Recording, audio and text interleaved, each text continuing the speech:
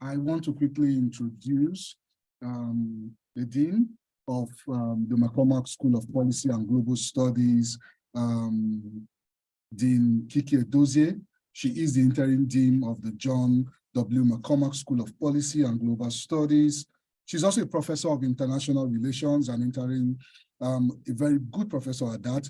And then she has been a teacher, a scholar.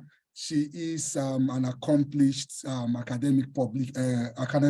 She has an academic administrator of graduate education and undergraduate studies for approximately 20 years.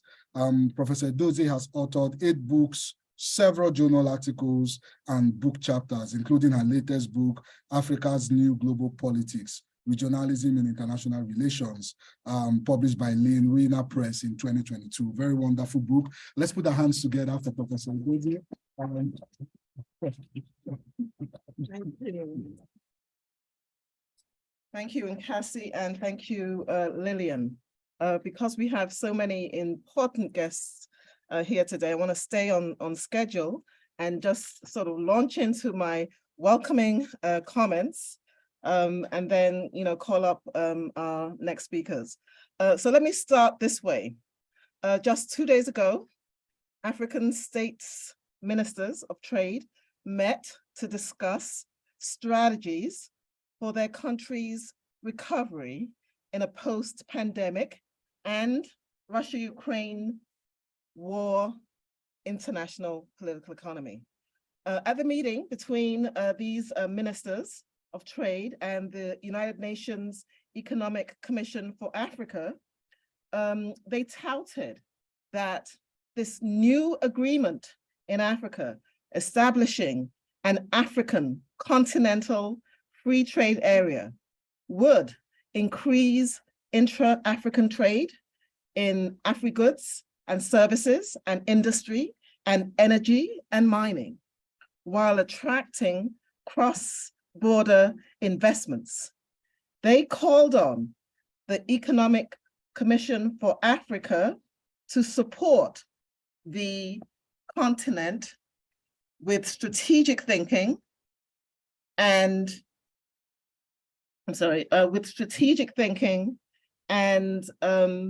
new perspectives to achieve prosperity by 2030 and realize the objectives of the 2030 Agenda 2063 of the African Union. The ECA Acting Executive Secretary, Antonio Pedro, a Mozambican national, in closing the conference with the African ministers, said, to foster recovery and transformation in Africa, the continent should prioritize skills enhancement, industrialization, and economic diversification, infrastructural development, intra-African trade, and innovative financing. He said, we have the mandate to deliver on our promise of shared prosperity to the people of Africa. So it is this kind of a global encounter and engagement for the continent of Africa that inspires us today in our theme of the 5th annual Africa Day conference at UMass Boston. We titled it Africa's Transformative Global Political Economy, Challenges and Opportunities.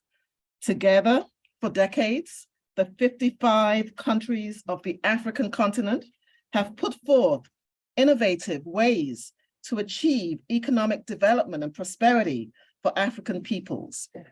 The AFCFTA is just one initiative whose overall mandate is to create a single continental free market with a population of about 1.3 billion people and a combined GDP of potentially approximately US dollars in 3.4 trillion.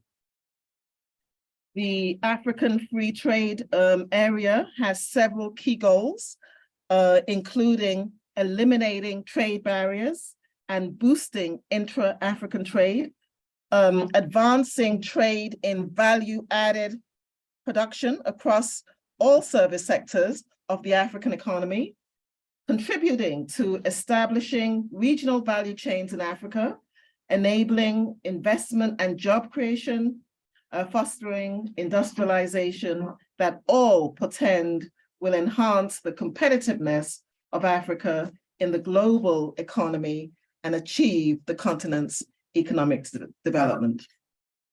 Today, we'll engage these goals to understand the transformation of the African global economy.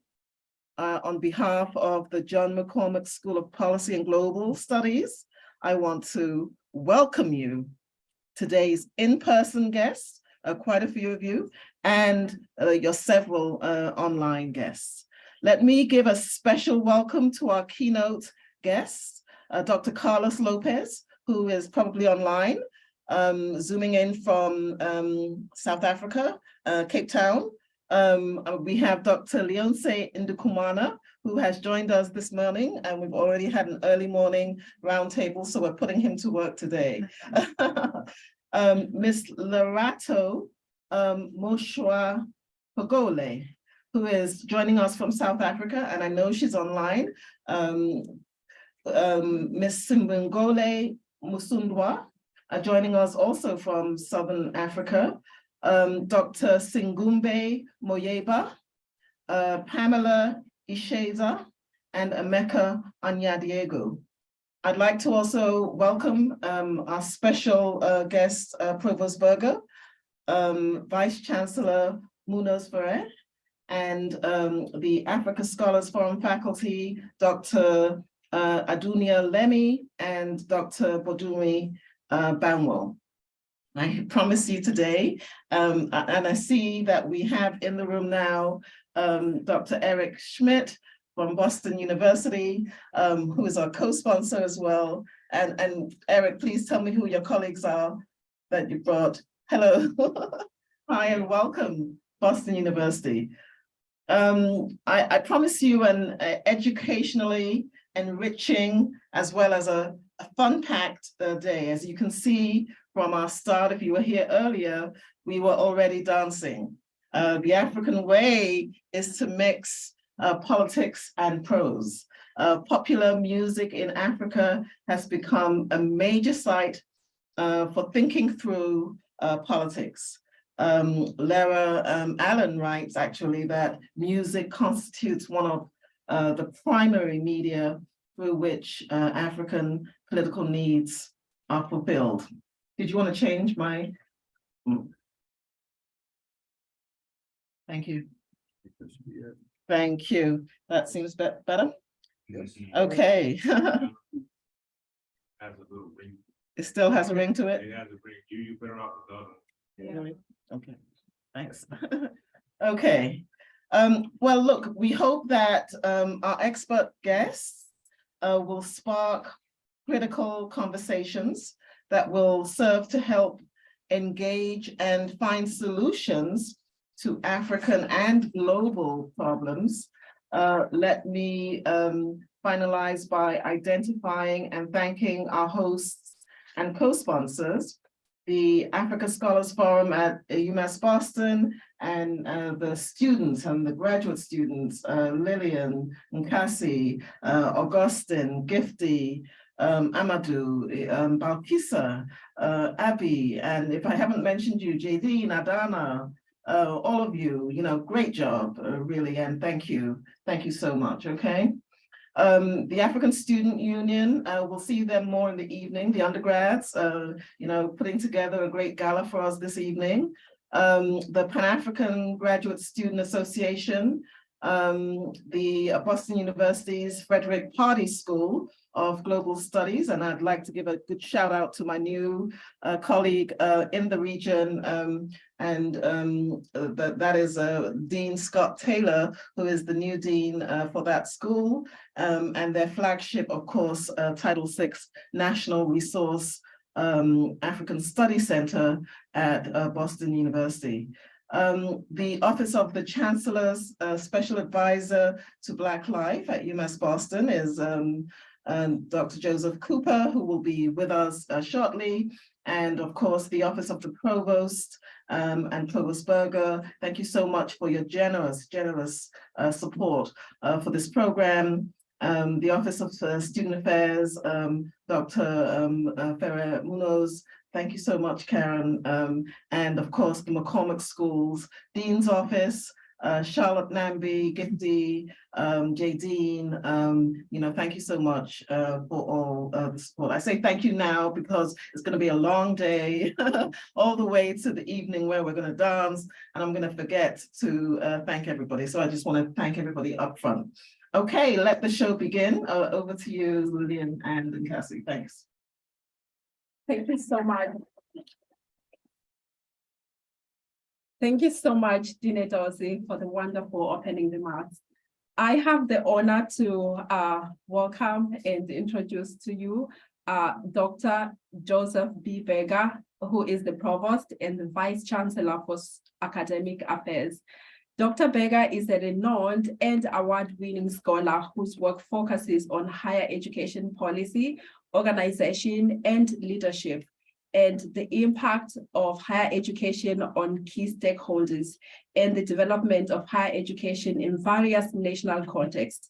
He has 20 years of strategic academic leadership experience in which he has been instrumental in developing innovative academic programs, enhancing faculty development, improving opportunities for inclusive student success, building improved administrative infrastructure, promoting sponsored research, cultivating mission-driven fundraising, and engaging community partners, as well as promoting international collaboration and championing social justice.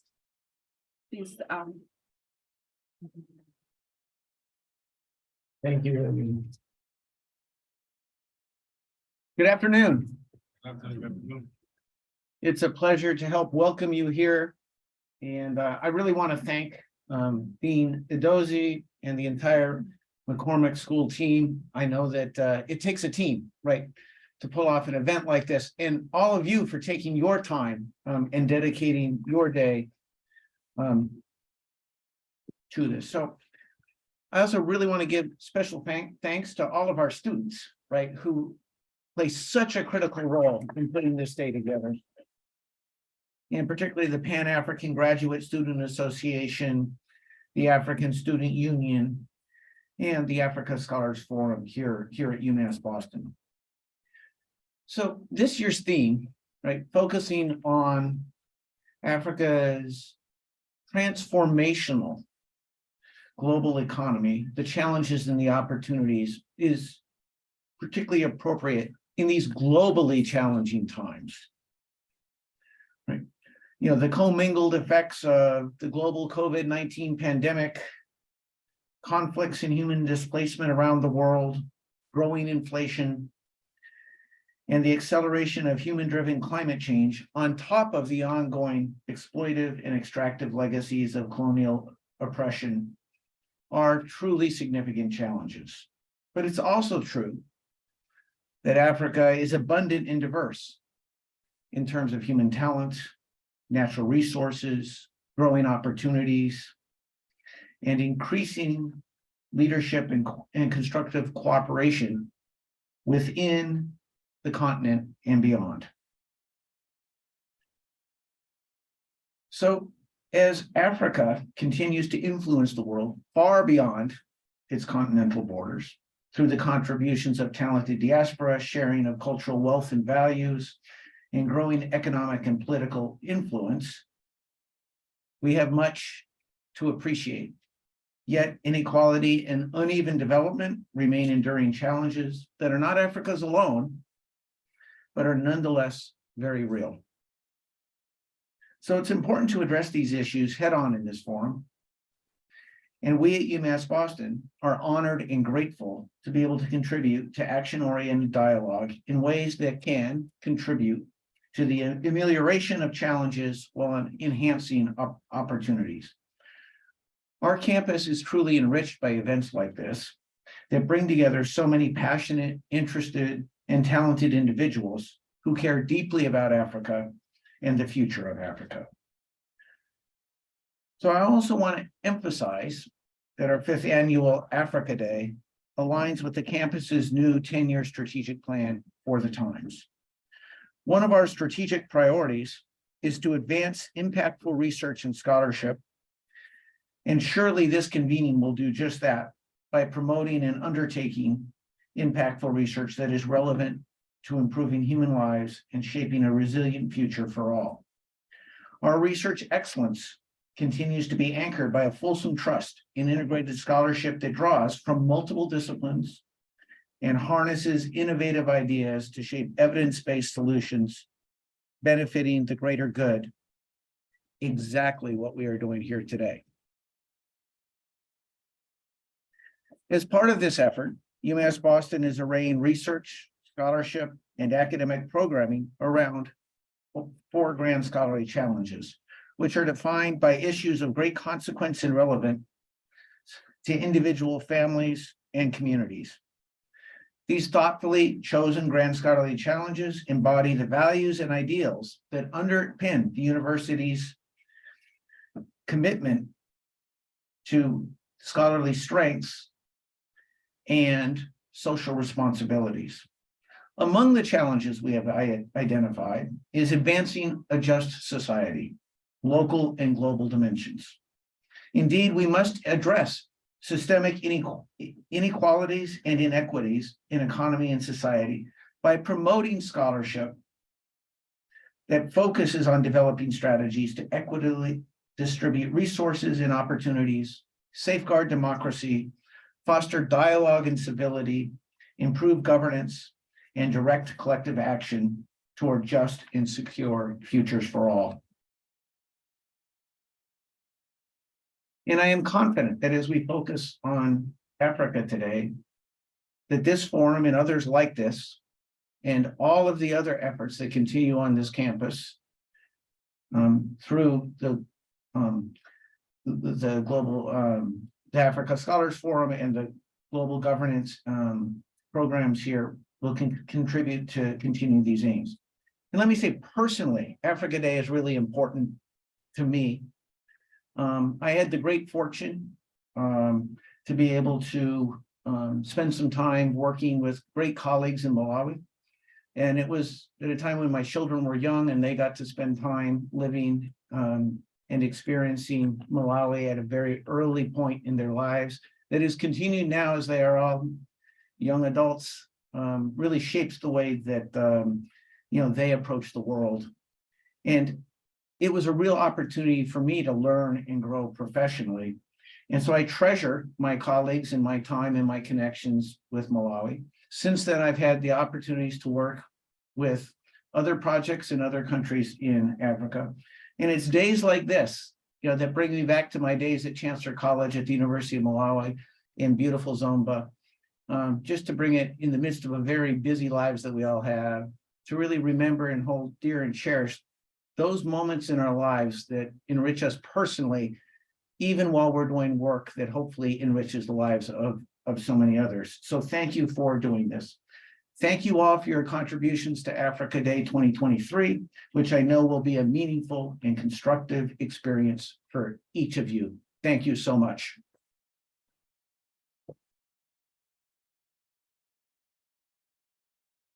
Thank you very much, Provost Berger. It is my honor to introduce the Vice Chancellor for Student Affairs, Dr. Karen Ferran Muniz. She has more than 25 years of experience as an educational administrator, specializing in student development. She has established and cultivated programs and services that promote student success and which have demonstrated measurable retention gains. She's a passionate champion for students, career readiness, inclusion, justice, and equity. Please put your hands together as I welcome Vice Chancellor Dr. Karen Ferran Muniz. Thank you. Good morning, everybody. Student faculty members, and distinguished guests. And we have a few online and here on campus. It is a great pleasure to join you today to celebrate Africa Day. And I'm obviously very honored to be one of the speakers today and share some of my thoughts with you. As the Vice Chancellor for Student Affairs, I'm delighted to be here, obviously to support students, especially all the graduate students who are working really hard. I'm happy to see the diverse, wonderful audience, including students and faculty, very important components to who we are. And I'm glad to see representatives from various student organizations, such as African Scholars Forum, African Student Association, Pan-African Graduate Student Association. That is very dear to me when I see student leadership. I want to express my gratitude to the chair of the African Scholar Forum, Dean Kiki Edosi, for her leadership and dedication to convening this annual event and to sustaining this. This program today highlights the rich history, culture, and achievements of Africa. Let's not forget about that. As this year's theme, Africa Transformative Global Economy and Challenges and Opportunities, literally underscores the need for innovation and collaboration to drive sustainable development of Africa. The Africa Scholars Forum, I would like to share this as we have many guests online, is a university-wide academic platform that promotes the teaching, research, and programming of Africa. It is convened by a network of Africanists at UMass Boston. They share a passion for enhancing their understanding and appreciation of Africa's diverse cultures, history, and contemporary issues. As we continue to promote what they do, it's really important to say how they do it. Africa is the birthplace of some of the world's earliest civilizations. Its people have made history contributions to mathematics, astronomy, architecture, and literature. And as Dean Kiki highlighted, African music is a very profound impact on the world and local communities. Even from my hometown in Puerto Rico, the African beats are totally all over the influence of every single music in Latin America and the Caribbean. They're not, let's not forget that. Same beats. Africa has made an impressive contribution to medicine, including the world's first successful heart transplant. Boy, did that change the world, huh? Today, African scientists are driving innovations. Innovations in renewable energy, genetics, and artificial intelligence that are changing every single part of our lives, even in the United States. To each student here today, as I look around that work really hard, you are a critical role that it's playing, not only here at UMass Boston, but in the future of Africa. You need to know that. You are the next generation of leaders, thinkers, and innovators. You have the power to drive that change, foster innovation, and build a more equitable and sustainable future for all of the African citizens in every single one of the corners. When you go back, when you continue the connections, that's important. Through your academic pursuits, your involvement in student organizations, your engagement with local community and global communities, as we're doing today, you can make a difference whether you're studying economics, engineering, social work, or any other field. You can definitely apply your skills and knowledge to address those challenges facing Africa today. So this is my invitation for you to commit and use those skills and use that for that benefit as well. Challenges are significant, but opportunities and your talents will create that. Africa is poised by many transformations with a growing middle class, expanding digital economies, with a renewed focus on sustainability development. And as students, you can help to propel that advancement in Africa. We can work with partners across continents, across the world, and promote that exclusive and inclusive economic growth, social justice, and environmental sustainability.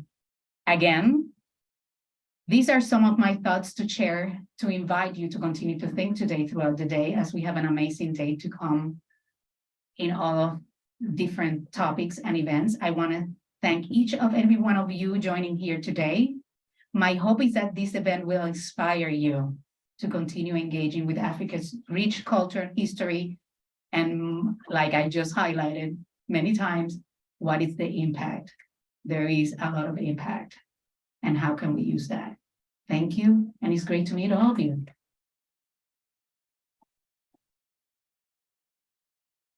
Thank you so much, Vice Chancellor Perez Munoz, for those opening remarks. So we have Dr. Mark Storella from Boston University, who unfortunately couldn't make it in person, and therefore he recorded an opening remarks video for us. So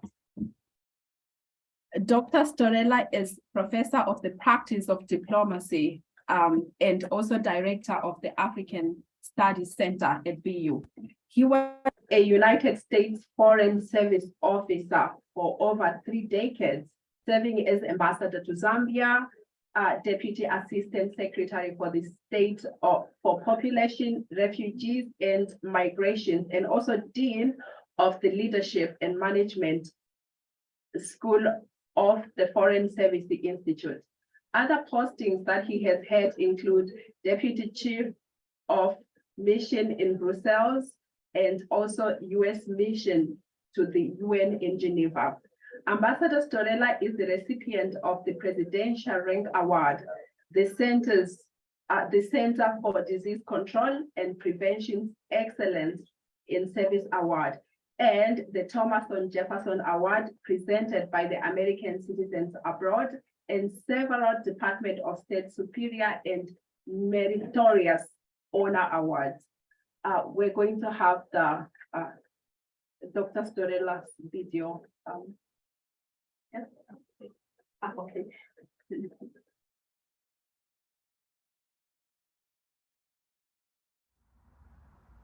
Hi, I'm Mark Storella.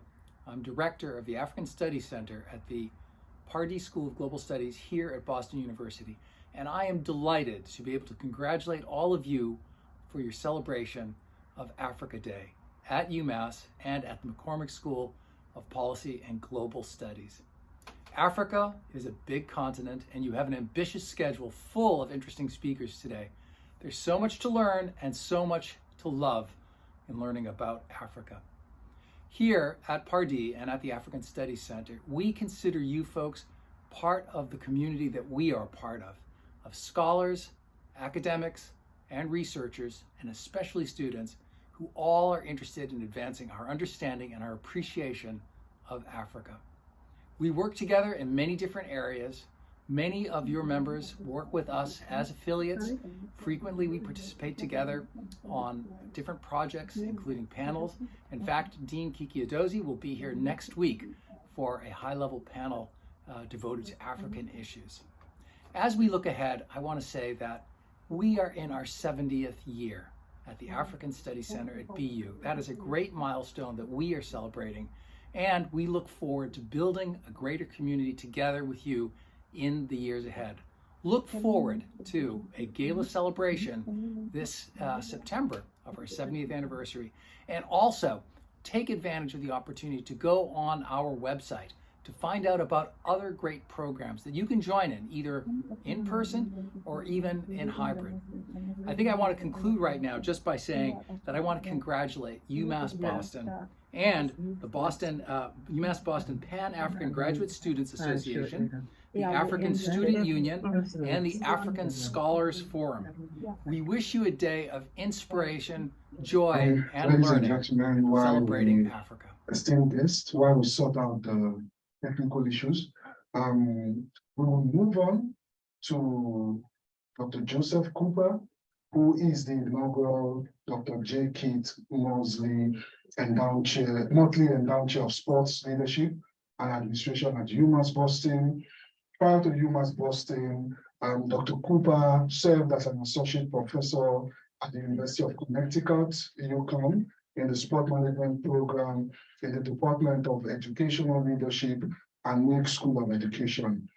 His research agenda focuses on the intersection between sport, education, race, and culture, with an emphasis on sports involvement as a catalyst for holistic development. He's also the faculty founder of Collective Uplift, an organization designed to educate, empower, inspire, and support individuals to maximize their holistic potential, both within and beyond athletic context. Dr. Cooper has joined us, is joining us by Zoom. He can't make it here. And please put our hands together as we welcome him for his welcome remarks. Thank you very much, Dr. Cooper. No, Can you hear thank me you. well? Okay. Thank you. Can you all hear me okay? We can hear you. Yes. Wonderful, wonderful, wonderful. Good afternoon. It's an honor to be here with all of you this afternoon. I'm very excited for Africa Day, the 5th annual Africa Day. My apologies for not being able to be present in person, but I am definitely here virtually, and as our ancestors would say, there in spirit. In the spirit of our ancestors, I want to say how important it is for us to have these type of events honoring our legacies. The topics that will be discussed today are broad ranged around policy, governance, economics, self-determination, communications, media. We are in very interesting times here in 2023. We see globally there is a shift in terms of the power of the US dollar. We know that throughout the course of the 20th century, which was the century of African liberation and independence movements, and even in current times, continuing to strive to embody Pan-Africanism on levels that are unprecedented. Despite the barriers that have been put in our way as African people, we continue to engage in resilience. We continue to engage in our communal values as diasporic and continental communities. And it's very important that we have these forums where there's serious, intensive study of Africa in all of its manifestations. So I want to commend all of the graduate students who are part of the African Scholars Forum for your outstanding leadership in organizing this 5th annual event. I want to say thank you to all of our presenters, all of the experts who will be speaking throughout the course of the day and sharing your wisdom, your insights, your research, your analyses on a range of topics that are important, not only to those of us who are a part of the African community, but also a part of the global community and our entire human race. I also want to say thank you to the African Students Union and all of the undergraduate and graduate students at the university for all of your tremendous efforts that you do in the classroom, in the community, and all across not only the state of Massachusetts, but also across the country and across the world. It has been an extreme privilege to serve in the role as Special Assistant to the Chancellor for Black Life, to be able to support and contribute to programs such as the 5th annual Africa Scholars Forum.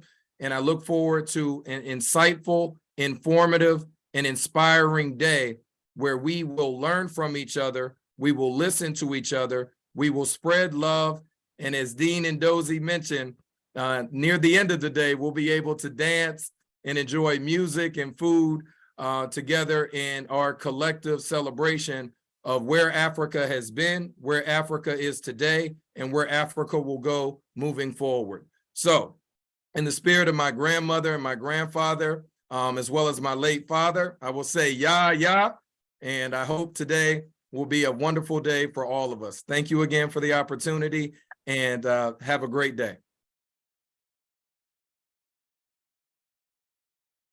Thank you very much, Dr. Cooper, for those wonderful words. And we say, yeah, back to you. So moving along, we will be introducing our first keynote panel. Thank you very much. As I said, we're moving on to the first keynote panel, which is a conversation on Africa's 21C economic transformation. I would therefore invite Dean Edozie to introduce the panel and kick things off. Thank you very much.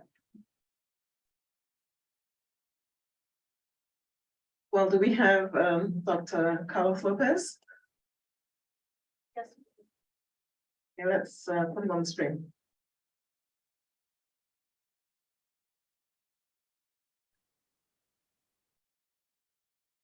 Okay, welcome, Dr. Lopez. Thank you. Thank you so much for streaming in from South Africa or maybe Paris. He's a globalist and travels all over the world. You know, Dr. Lopez has been gracious in joining us for a conversation on Africa's 21st century economic transformation. We're really excited and thank you so much, Dr. Lopez. Dr. Lopez, can you see all of us here? I can. Online and in person. All right. Well, you know, let me start off by introducing Dr. Lopez. He's got a long, impressive bio. Currently, he is an associate fellow at the Chatham House in the UK, but he's also a professor at the University of Cape Town's Mandela School of Public Governance. He's also a visiting professor at Sciences Pro in Paris. He is with us today famously as the Secretary General of the United Nations Economic Commission for Africa in Addis Ababa. Dr. Lopez joined the United Nations Development Program as a development economist in 1988 after serving in the government of his native Guinea-Bissau in the fields of research, diplomacy, and planning. Dr. Lopez has held several executive positions while at the United Nations Development Program, including Policy Director for Secretary General Kofi Annan, Head of UNDP's Policy Bureau. He's been the head of UNITAR and the UN System Staff College from 2017 to 2012. He's been the UN Resident Coordinator in Brazil and in Zimbabwe, and the 8th Executive Secretary of the United Nations, as we said, Economic Commission for Africa from 2016 to 2018.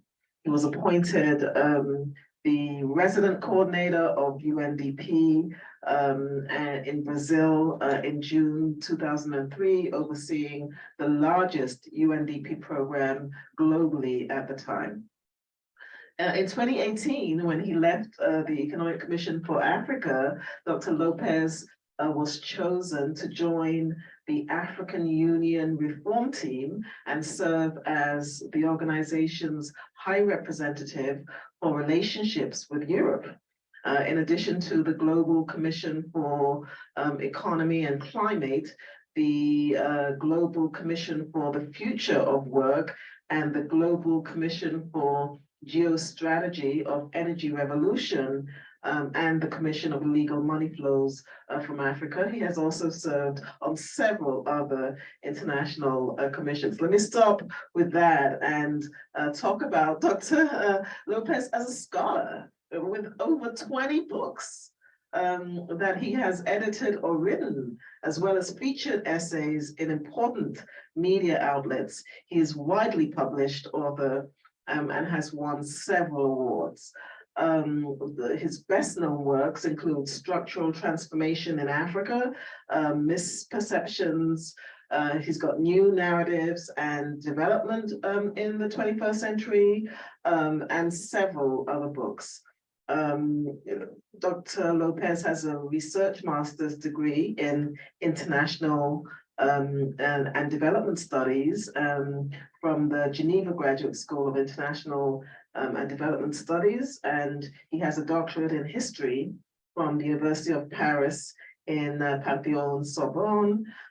He also holds an honorary doctorate in social sciences from the Candido Mendes University in Rio de Janeiro, Brazil. That's all very important for us, especially as a university here at UMass Boston, students in global governance and human security and development.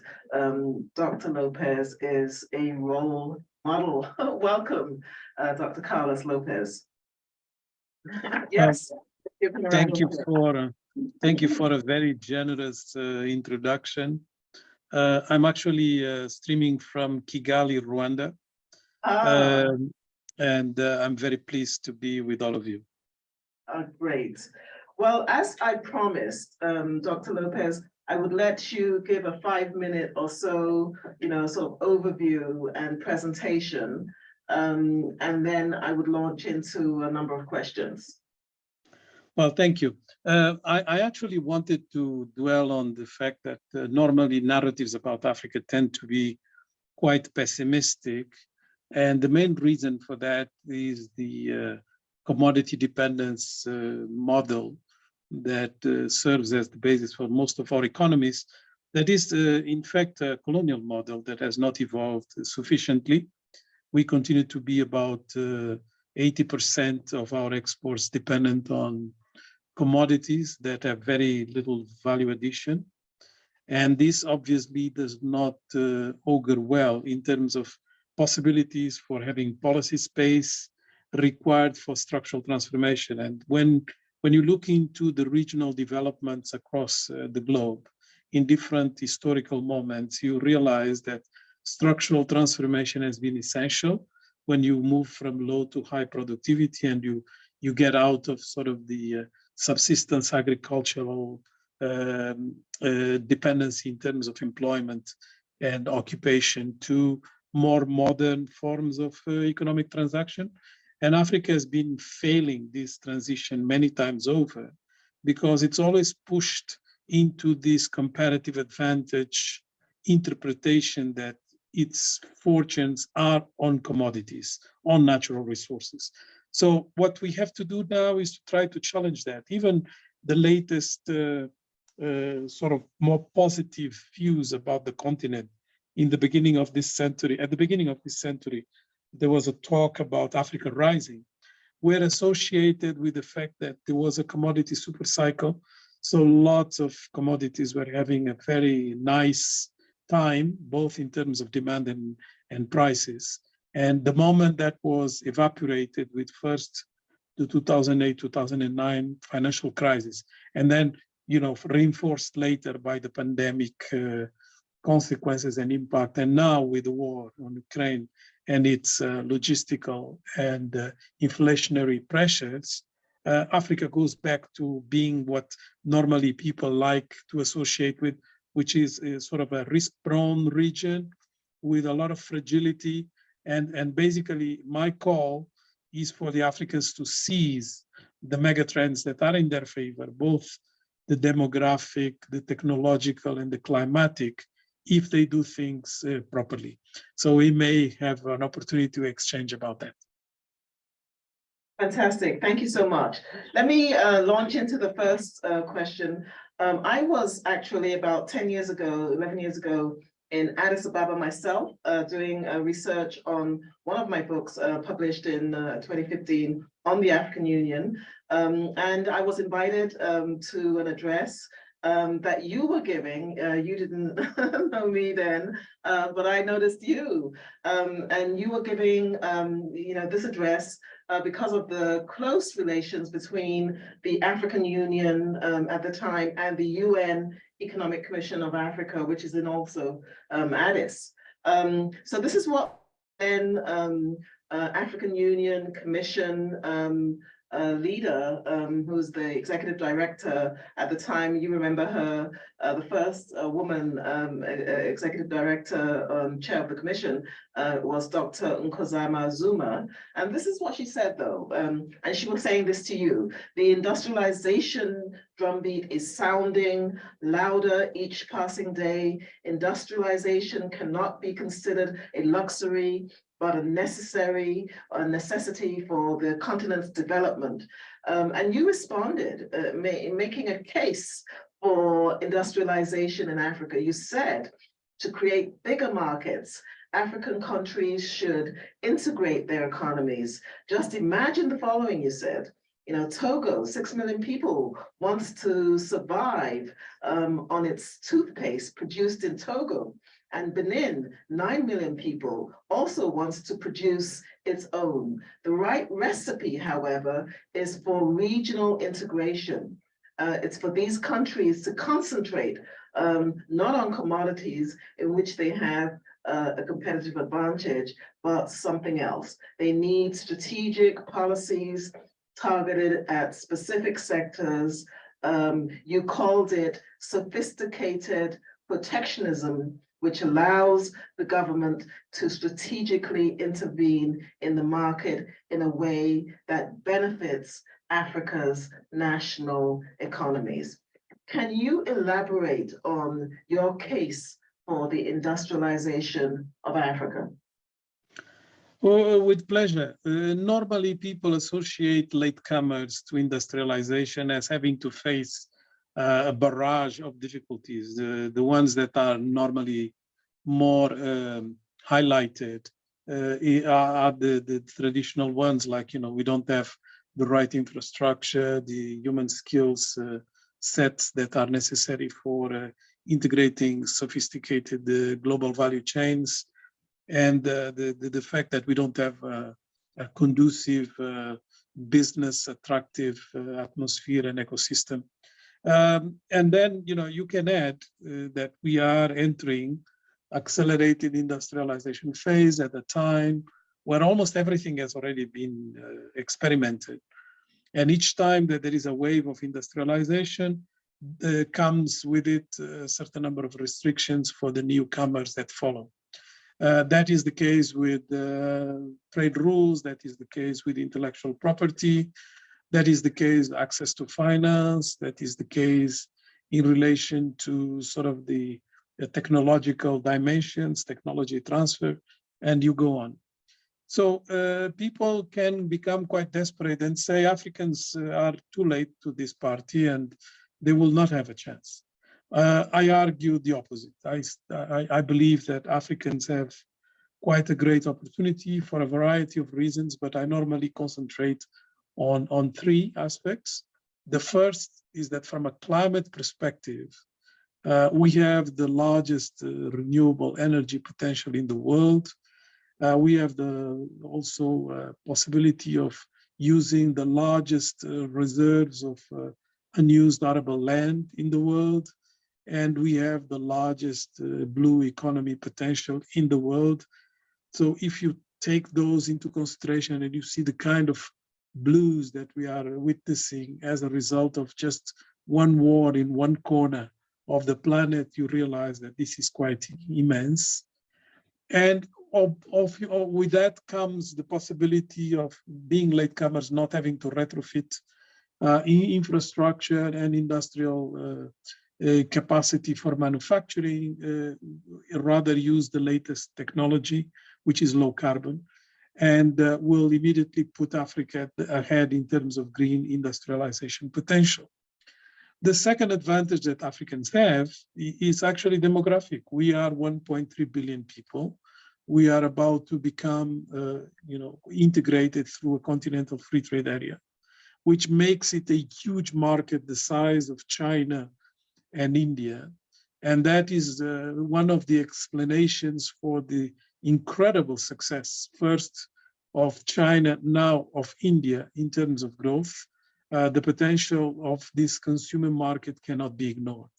The third reason is obviously the fact that Africans have been very much in the receiving end of low value addition commodity dependency, but can turn that around. Now they will have control over some of the most desired minerals for the transitions of everybody. And that includes, of course, green hydrogen, but includes also all the various minerals necessary for the new forms of mobility. It includes also all the materials that are necessary for technological developments like cobalt, and not to mention graphite for 3D printing, and you name it. So it is really those three aspects that make Africa's potential still quite appealing. And therefore, what is needed is for the Africans to have the right policies. And the right policies cannot be individual countries one by one trying to do everything, because the global chains are very complex. It has to be an effort that is more of a continent-wide perspective. And that's why I've been very keen on supporting the Africa Continental Free Trade Area.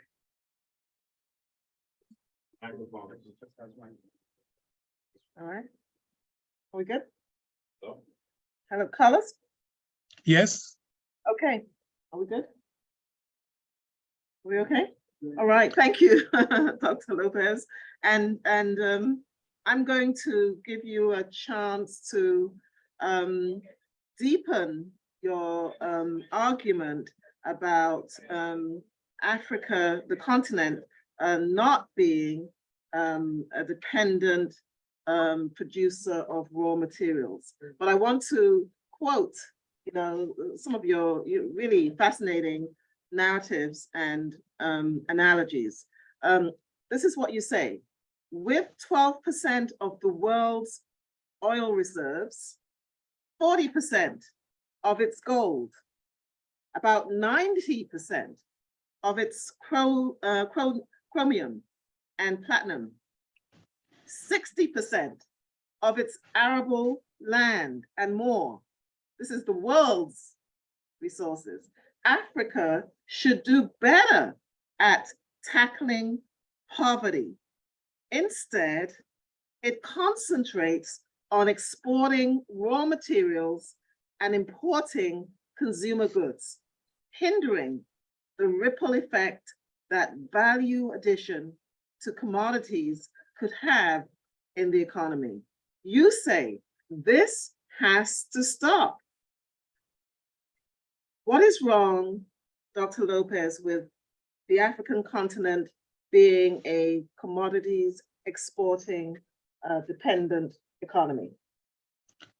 Well, in fact, having raw materials, having commodities is not necessarily a curse, but it can become a curse if you don't use it properly.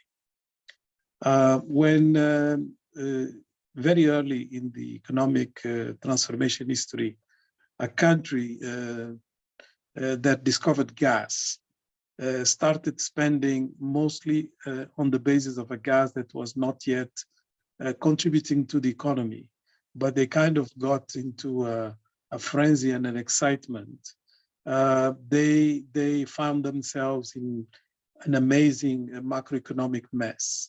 That country was the Netherlands, and that phenomena is since known as the Dutch disease. We can avoid Dutch disease. After all, it's not an African disease. It was born somewhere else, but it has been imported in Africa. So what we need is to import rather the examples that work, not the ones that don't work.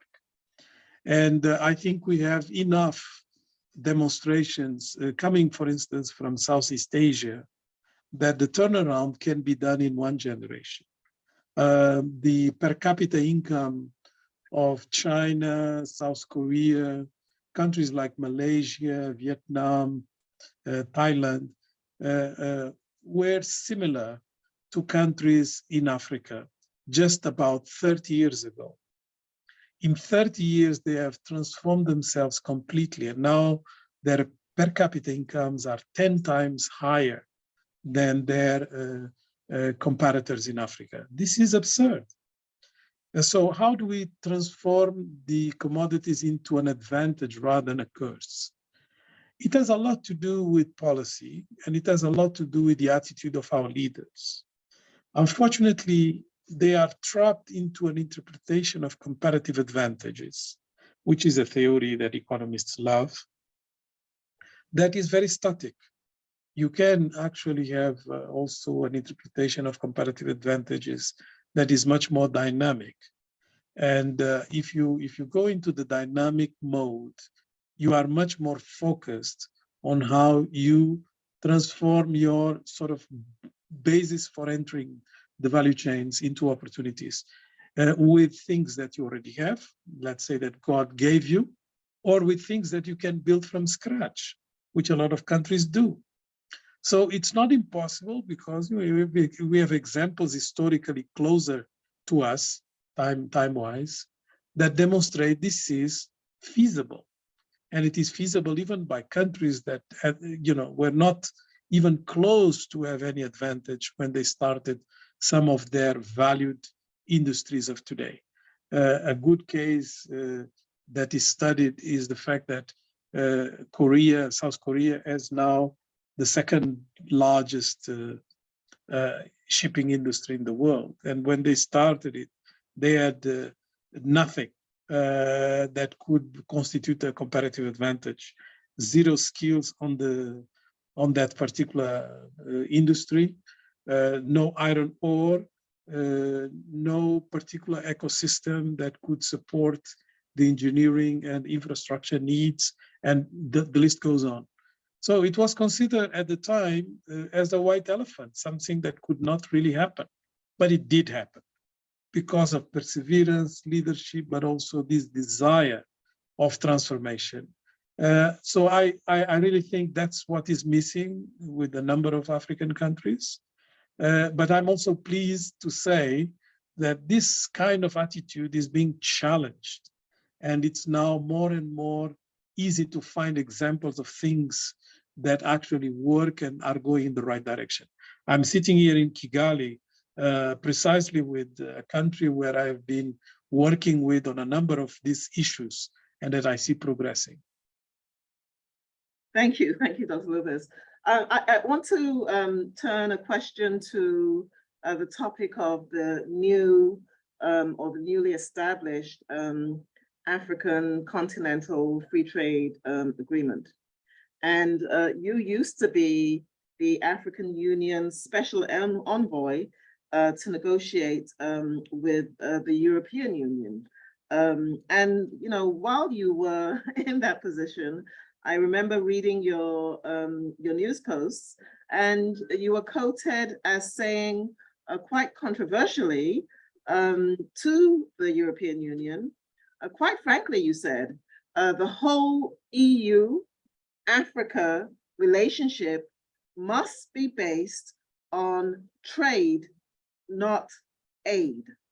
You said you were concerned about long-standing European-African trading agreements like the African, Caribbean, Pacific, ACP countries that you said have been termed a rather completely European-driven instrument. You said Africa needs to be more strategic in our negotiations, and you controversially said Africa needs to protect its new African continental free trade area. So trade, not aid for Africa. What does this mantra mean in the context of the new African free trade area? I remember it was probably President Clinton that came with this idea that countries should have trade rather than aid, but it was to criticize sort of the aid calls, or rather calls for increasing aid. And at the time, the progressive people all over the world was quite shocked with these calls. And I think over time, the Africans themselves realized slowly, but I think now it's quite well respected view that yes, we do need trade, but trade with norms and rules that also favor latecomers like the African countries are in a number of fronts. I'm going to be explicit. At WTO, at World Trade Organization, there are always negotiations about subsidies. And the reason for these negotiations are to create theoretically a level playing field. And what we know is that the more sophisticated an economy is, the more they find different ways of supporting their enterprises and supporting their economies with subsidies, but not calling them by that name. The latest demonstration of that is the IRA in the US, which is basically to protect the US industry, but it's not called a subsidy, but that's what it is. So, and countries in Africa don't have the possibility of having these subsidies because they can't print money. And the reason they can't print money is because it will, increase their inflation even further. They don't trade in their currencies. They trade in US dollars and euros and, a small number of globalized currencies, which brings the discussion about countries that have currency that is globalized and can print without any fear because there is always demand for their currency, are in a very different world from the ones that can't. And the only way we can have a level playing field is by changing some of the norms of the international financial system. If we can't change them in one go at the global level, at least we should change it amongst the, close partners. If the Europeans really say that they are the closest partners to Africa, because they are the #1 trading partner of the continent, because they are the #1 in terms of foreign direct investment stock in the continent, and because they are the largest providers of aid in the continent, then we have to see whether these different proclamations pass the test of being favorable to Africa. And that's the point I pressed while I was negotiating, basically by demonstrating that it is true that they are the #1 trading partner of the continent. But what is not said in the same sentence is that Africa is the #3 trading partner of Europe, only after the US and China, ahead of Japan, as big as all of Latin America and the Caribbean combined, 3 times Canada, 5 times Australia. But that's not the way the Europeans negotiate with Africa, because they divide us in different economic partnership agreements.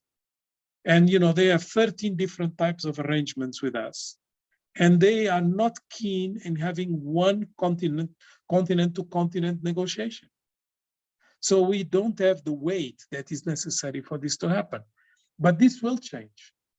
They have pushed this Africa Caribbean Pacific Agreement, which is basically a colonial instrument that was based on favorable access to the markets in Europe, when the issue is not access. As we can see, even with very little access, we are #3. But we are #3. The issue is not access, but rather what do we export? We want to export manufactured goods, not commodities. So it's not about access. It's about transforming the structure of the economies. And for that, you need to protect. Is it odd to protect? Well, that's what everybody did when they industrialized. So Africa, being a latecomer, has to do it now.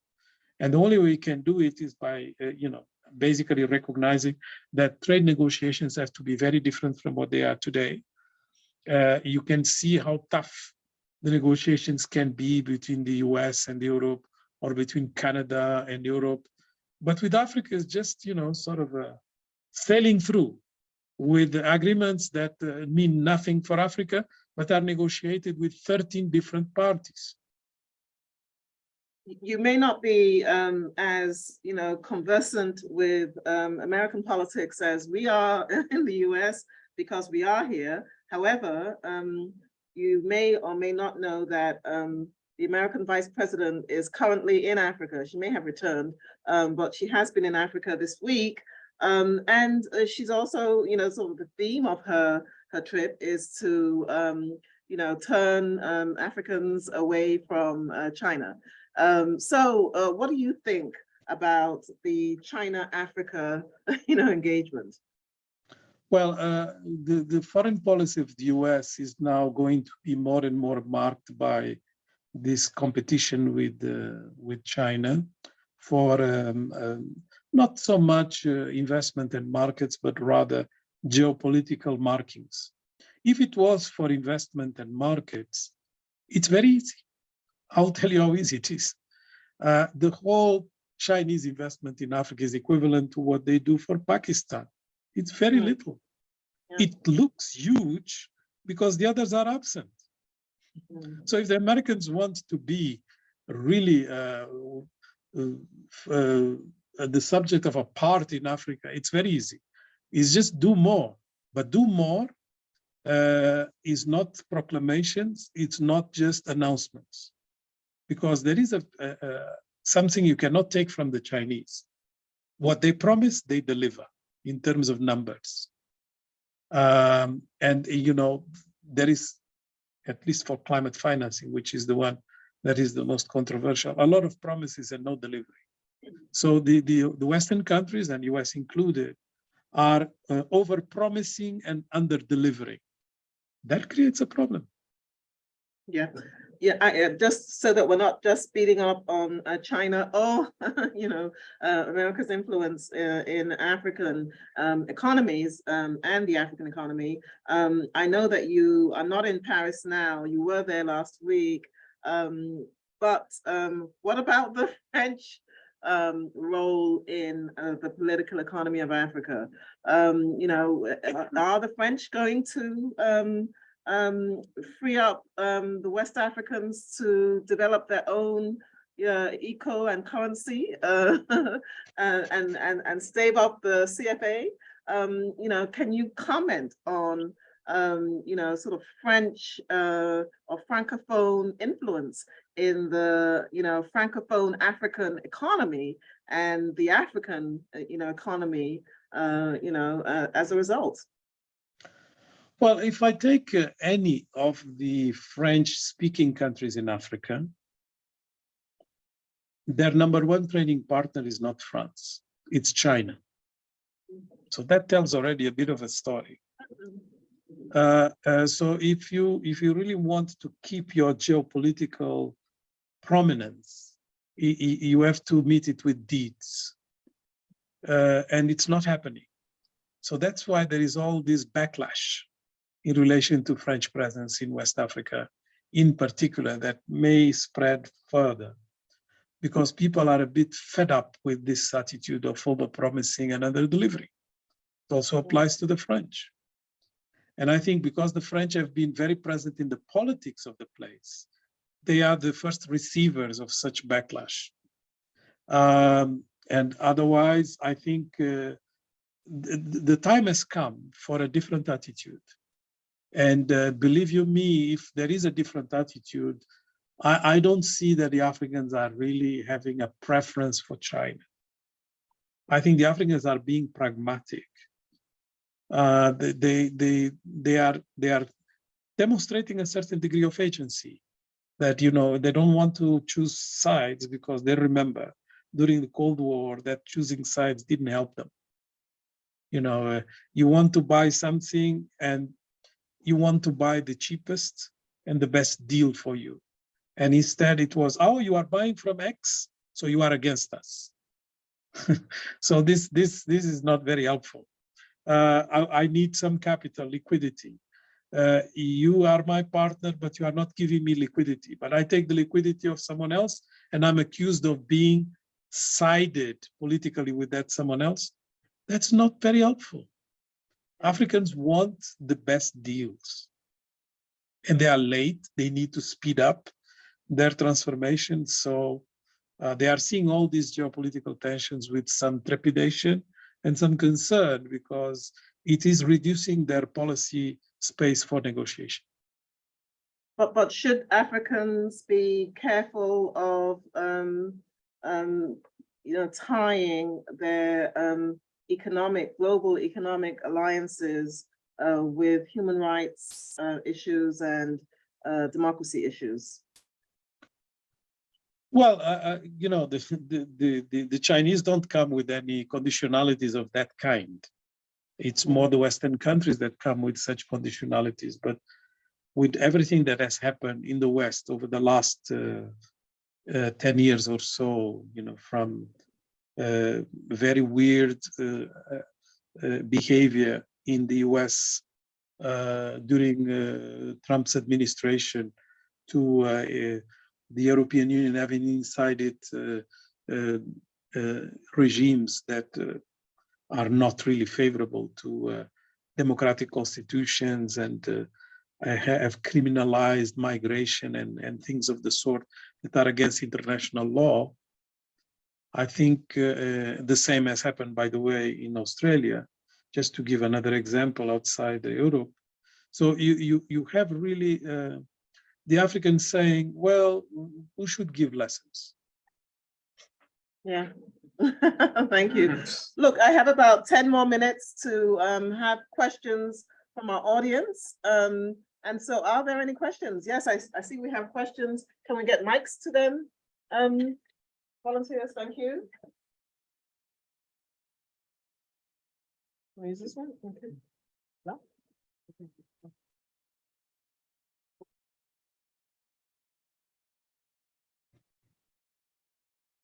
Introduce your name. My name is Jonathan Jackson, and you had talked about like the currency of Africa. Now they had introduced this back in Gaddafi's situation, and they felt it was a threat to the euro and the US dollar. What do you think that this would be a problem again if they try to introduce this situation of making a currency for Africa, a united currency for Africa, which might hurt the euro and the dollar, especially when you're talking about gold, platinum being in Africa? You know what I did?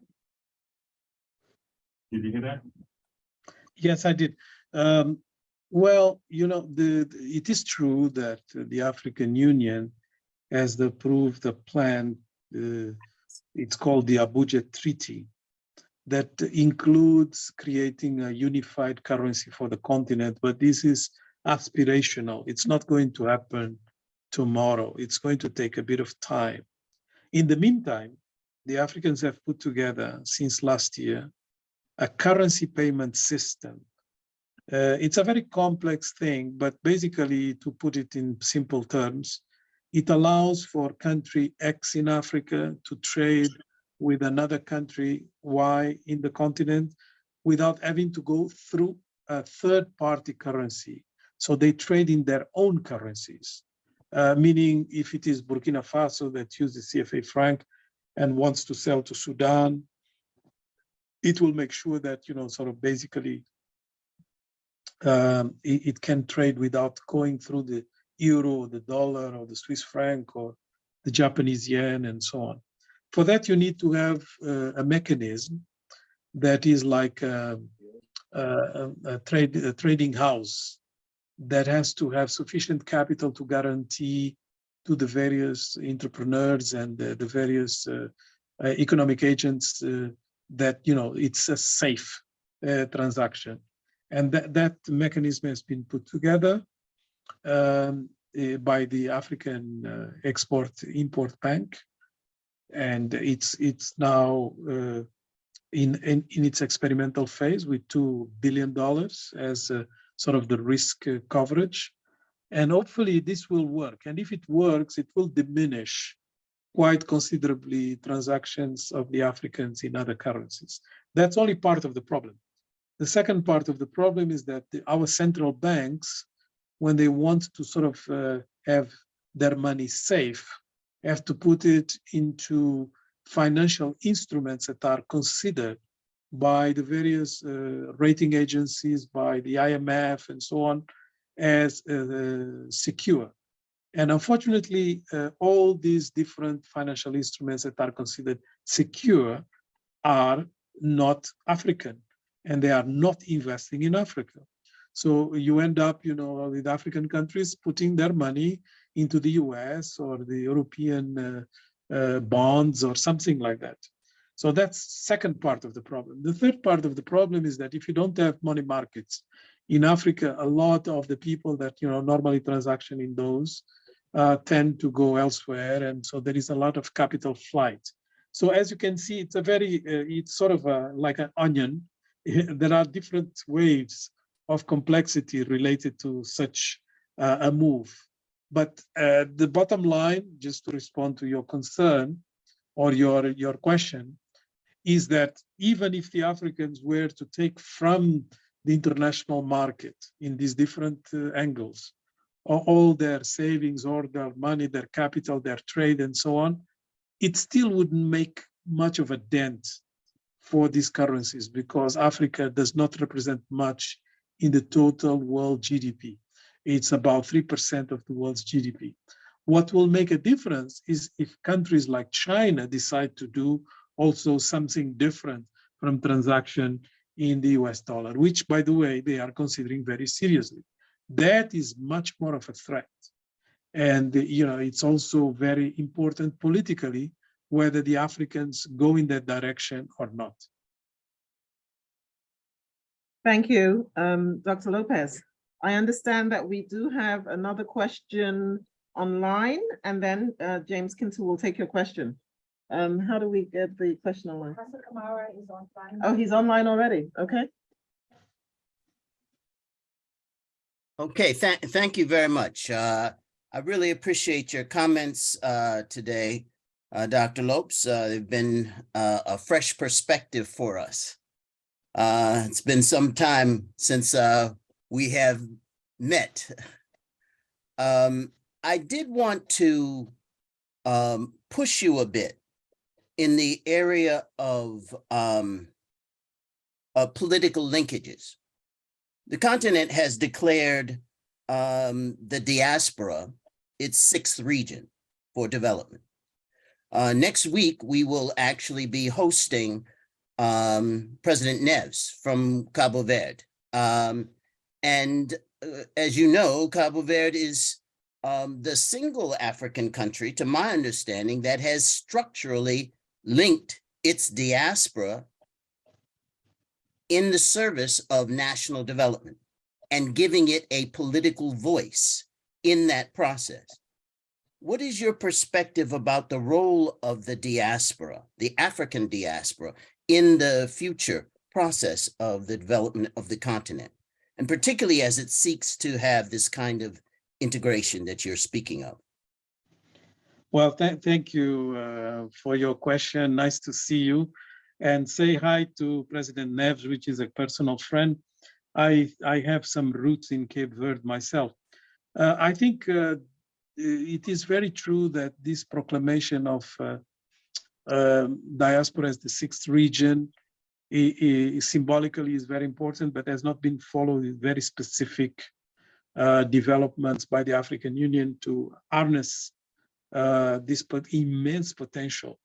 I keep saying to the countries that I advise that if they look into how much they receive of foreign aid and they compare it to the remittances from migrants, in a lot of cases, I would say in about half of the African states, the remittances are superior to foreign aid. And unfortunately, the leadership discusses foreign aid in the breakfast, lunch and dinner times, and never pays any attention to the remittances, which are much more stable and give much more contribution to their central bank's stabilization of the currencies, because they are not as volatile as foreign aid, and they don't come with conditionality, except that they should have been transformed into capital that could be much more productive. And most countries don't do that. Some are doing, and are doing very well. You mentioned the example of Cape Verde. I can add a few other countries that are very good at creating links between the diaspora and investments in the country. It's the case of Egypt, it's the case of a country like Tunisia. It's also the case of a country like Kenya. But I think one of the most fascinating examples for me is Ethiopia, because as you remember, there is this Renaissance Dam, which is the largest investment ever in the country, and is supposed to produce electricity to a level that will make it the #1 export of the country. There are lots of controversies with Egypt about, how the waters of the Nile, will be affected in terms of, the supply for Egypt, etc. I don't want to enter into that, but there is no doubt that this Renaissance Dam, for political and other reasons, will never see the day if it was not with domestic savings. So it was completely funded with Ethiopian money, not with international contributions or funding. And yet, one of the major contributors were the diaspora. Ethiopia managed to mobilize about $400 million from its diaspora for this dam. So I think you are absolutely right. And I just regret that the African Union still doesn't have a very comprehensive response to better harness the diaspora contributions from an economic point of view. This being said, politically, there is a lot of attention being given to the diaspora. And there is this desire of integrating diaspora's contributions in a number of ways. And I can see that, for instance, there is a warmth that is very palpable in, for instance, the relations that are developing between Africa and the Caribbean in particular. Yeah. Thank you, Professor Kamara, for a great question. And thank you, Dr. Lopez, for that question. I have another question in the audience. James Kinto, go ahead. Thank you so much, Professor. Thanks, Professor Carlos, for the presentation. I would like to take you back to a discussion you had about Africa and our trade relations with the international community, but also the need for us to leverage the population within the continent and trade a few of the commodities we have internally before we look out for them. I know that one of the steps that we are taking as a continent is to do the cooperation as regions, and at the African Union level, there are decisions that are even being implemented about how we trade together, how we do politics together. But then, after decisions and policies are taken, there is the problem of Africans taking decisions at different levels. At state level, they each come back and begin instituting non-trade barriers to commodities that they should be trading across the continent. Find neighboring countries not even allowing to buy and support commodities produced in the other one next to them. Do you see this a hindrance to us in our attempt to get together before we can have a common voice to start external markets which stand in our way, or you see a future? Well, I think we have to be patient. If we took the Europeans into a discussion about how long their sort of free market was established, we will realize that the timeline was much longer than the current continental free trade area timeline in Africa. We had between 2012 and 2015 only about 2 conference of ministers of trade to discuss the continental free trade area, and then there was an acceleration, and we end up having the continental free trade area signed by everybody except one country, that's Eritrea, which is quite remarkable, 54 countries. And then you have 47 that have ratified, which is also remarkable because ratifications have to be done by parliaments and it takes quite long. It's a very complex process. When you look into negotiations in terms of the common tariff book, 87% has already been achieved by all member countries, which is, quite significant if you think that most of it were negotiations during the pandemic, and the entry into force of the agreement took place 1st January 2021 in the middle of a pandemic. So I'm very optimistic that we are moving in the right direction. The protocols that have been negotiated are significant. There are some teething problems, particularly in relation to rules of origin and implementing complexity of intellectual property and e-commerce. But in general, you can say that this is moving very fast, faster than the most successful free trade area, which is the European one, in terms of timeline. Now, this being said, you have all heard about blockages that have occurred over the last few years, the fact that, Nigeria closed the border with Benin, the fact that, there was clashes between Rwanda and Uganda, and then between Kenya and Uganda, the fact that, Egypt also had some manifestations of protectionism intra-African, and South Africa too, which you can pick examples where things have not gone as well as we wanted. But in general, I consider that those are to be read in two ways. One could be, they are obstructing the continental free trade area. And all indications are that they are not, that because of the seriousness and actually the density these countries are putting into the negotiation. And the second reading is that, they are preparing themselves for the continental free trade area because they don't want to be dumped. So they are kind of preparing the ground, and that's why you have these teething problems. That's exactly what happened in other free trade area agreements. You have sort of a period where people are positioning for what comes next when everything is free and rolling. So that's the way you should read it. Thank you. Thank you, Dr. Lopez. I've got a last question online for you, and I am going to read it. And this is from Brenda Combo. She asks, thanks for a very interesting discussion.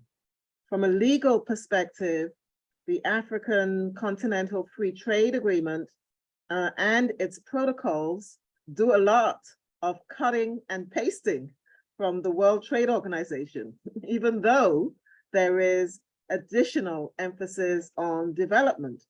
Could you say more about the room for transformation that exists within the agreement as it stands, despite this borrowing from a framework that has not been very beneficial to Africa? Great question, Brenda. Well, first I would say that we are at a time where there is a renewal of protectionism, and this is done in the name of climate. You have unilateral decisions like the European cross-border carbon border adjustment mechanism.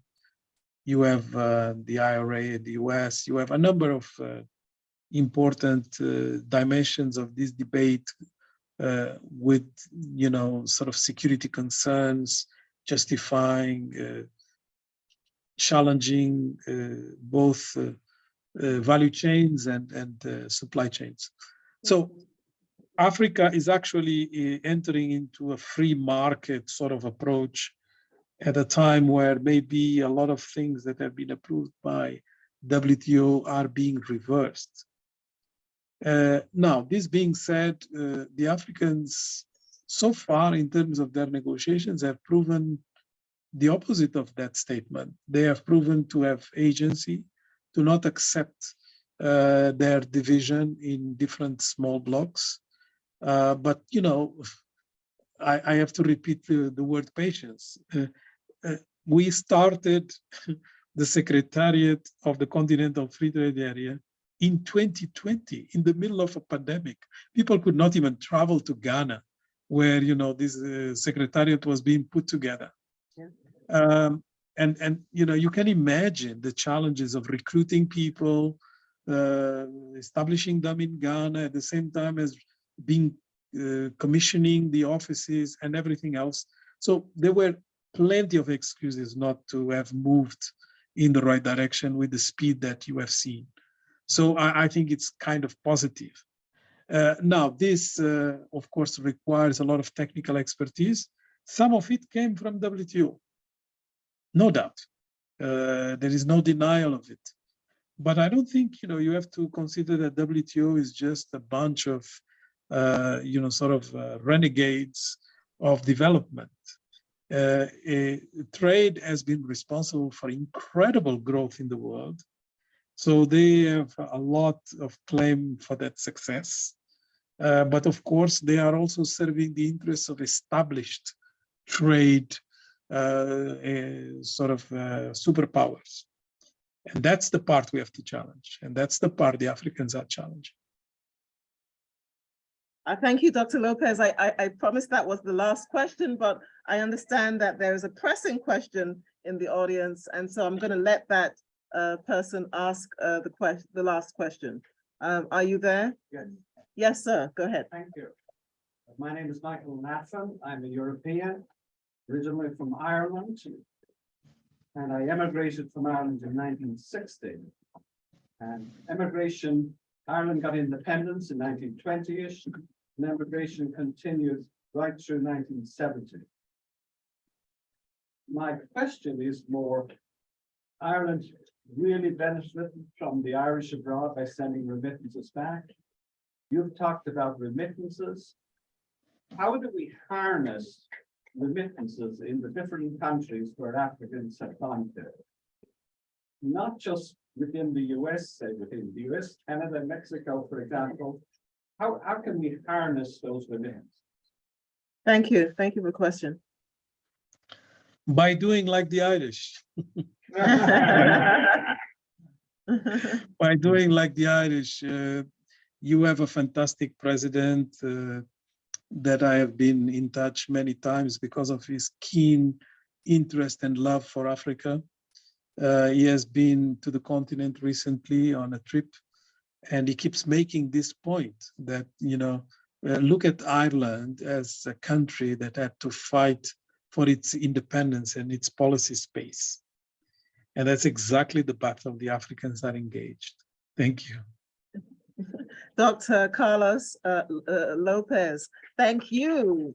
What an enthralling, interesting discussion. Thank you so much, Dr. Lopez. Stick around. Thank We you. would invite you to eat. It's lunchtime here. Unfortunately, we can't send the food through Zoom. So next time we'll have to have you here in person. But thank you so much.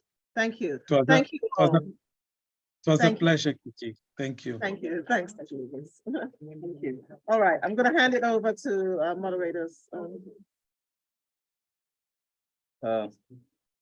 All right, thank you, everyone who is present. There is going to be like a raffle that will be taking place today. There is a raffle that is going to take place today for the individuals that are here today present in person. So the raffle is going to be Professor Idozi's new book, Africa's New Global Politics, Regionalism in International Relations. So I'll be going around and I will give each and everyone like a ticket, and you can write your name and your email or telephone number at the back of the ticket. So before the end of the day, we will conduct the raffle and then we will notify the winner of the book. How many are there? Only one. Oh. Only one. I could make it another one. Okay, Professor Idozi is offering another one. Now it's going to be two. Thank you so much, Professor Idozi. Thank you so much. Thank you so much, Dean Idozi and Dr. Lopez for this very informative conversation. So what we have coming next is luncheon, food and networking, and after which we will have our luncheon address with Dr. Ndikumana. Let's get some timing on that. Yeah, of course. So our luncheon We're gonna give 10 minutes or so, 15 minutes to get the food, come sit down. And Dr. Ndikumana is gonna have to eat as well. And then while we're eating during the hour, Dr. Ndikumana begins at 2:15. 2:45, I'm sorry. Yes, yes, certainly. Dr. Bano will introduce Dr. Ndikumana at 2:50. So we have until 2:50 to eat, network, 2:15 or 2:50. Okay. Okay. Yes, All right. so we have until 2:50, 2:50 to network, eat, stretch our legs, and then be back for Dr. Bano to introduce Dr. Ndikumana.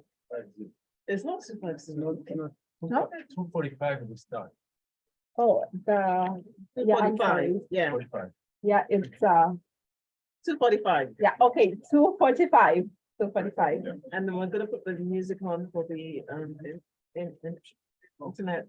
Yeah, of course. Set And down. yes, of course. And for everyone joining us via Zoom, we're going to have lovely music to keep you company in the meantime. Thank you. Okay. All right. Hopefully not. Well, you should- And Okay, just to reiterate that for those of us here that are observing Ramadan, we do have takeaway packs at the back, so to go packs, so you could just get access to them when you want. All right. All right, I would like, I hope people on Zoom are here. We're about to start. Thank you for your patience. I want to say to you guys that you have missed a very wonderful session of Jollof. So we will find a way to get it across to you. But the next session is the luncheon keynote speaker. But introducing him would be Dr. Boduri Obanwo. Dr. Boduri Obanwo is Assistant Professor of Urban Education, Leadership and Policy Studies and Educational Administration at UMass Boston. Dr. Obanwo has spent over 2 decades working in youth and community development programs. He holds a PhD in educational policy and leadership from the University of Minnesota. His research focus is on the liberatory effects of communitarian programming in schools. Before his PhD, Dr. Obanwo served as a food assets manager for the city of Baltimore, where he worked to improve the city's food supply chain and the economic viability of selling healthy food in Baltimore City. He has also served as a public school teacher in New Jersey, Peace Corps volunteer in Paraguay, food systems manager for the Philadelphia-based nonprofit, the Food Trust, and Arizona public advocate and lobbyist for a Washington, D.C.-based nonprofit, Project Vote. Dr. Obanwo's professional life has been dedicated to improving people's lives from the many social and ethnic diasporas scattered around the world, and he looks forward to working with individuals, groups, and communities with a passion for continuing the work begun by our ancestors to make the world a more merciful and just place. Esteemed guests, please let's put our hands together for Dr. Boduri Obanwo. Thank you. Thank you. It sounds so much better coming from you than when I wrote it. Thank you so much. I just want to be quick because I really want our speaker to come up. The thing I want to just say a couple of words about is this idea of Africa coming together, this idea of cooperation across the continent, and this idea of the many people, the many continents, many countries forming a unified response to what's happened to us in the past. It's something we can't forget, but people on the continent and people off the continent in the wider diaspora. And I'm very happy to see what we're doing as a people, as a continent, as people, as African people, to enter into the future as a united people, or coming together to be more of a united people. That's my dream, that's my hope. And I'm hoping this free trade agreement and these sort of ideas around free trade and cross-border connections will be something that will strengthen our bonds across countries and across tribes and across people. So I want to introduce our guest, Dr. Diku. I practiced her name so many times. I got it. Dikumana. Yes. I got it. I trust me, I've been saying his name all day. So I know it. All right. You still messed it up. I know. What can I say? Dr. Dikumana is a distinguished professor and director of African Development Policy Program at the Political Economy Research Institute at the University of Massachusetts Amherst. He's also a member of the Independent Commission for the Reform of International Corporate Taxation.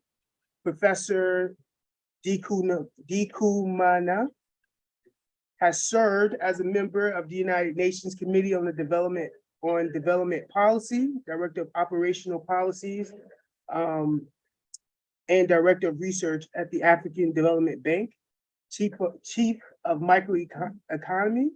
Economics Analysis at the United Nations Economic Commission for Africa, and visiting professor at the University of Cape Town.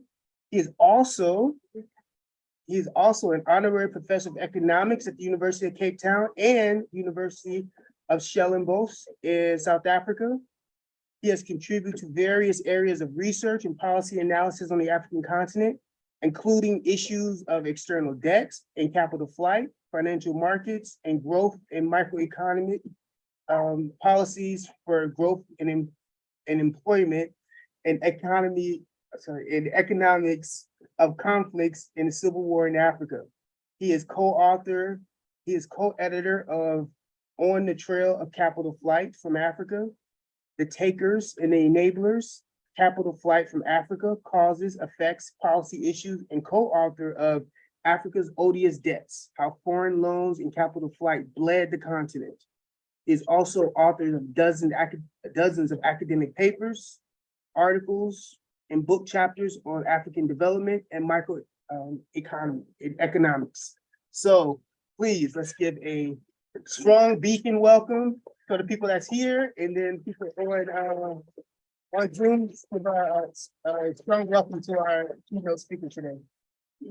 All right, thanks.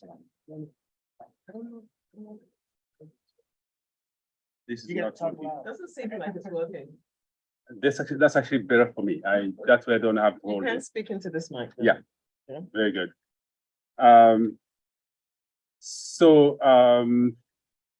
Thank you everybody for taking your time to be here and to support this amazing event, Africa Day. And thank those who are following on Zoom. At one point, my son was on. Hey, Chris, are you around? What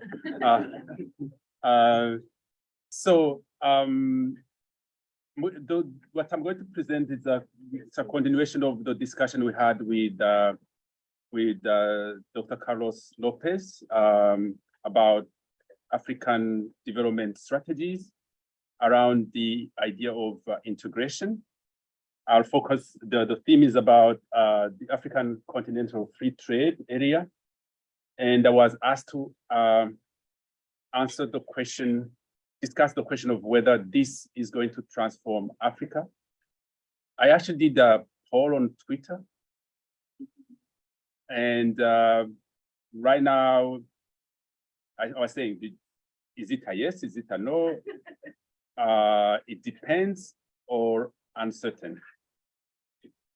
42% say yes, about 48% say No. it depends. So no is only 12 or 10, something like that. So you can see that there is hope. That people believe that this could be an instrument that can lead to positive outcomes. So the presentation is going to try to set the stage about where we are and what the constraints are, and then look at what we could get if this program works. But then finish by talking about the challenges, about achieving regional, continental integration. Because the reason I want to give a situation report is to see whether there is something already we can build on. Because if there was nothing that was happening vis-a-vis integration, but there was no trade, then dreaming to start from zero would be a dream.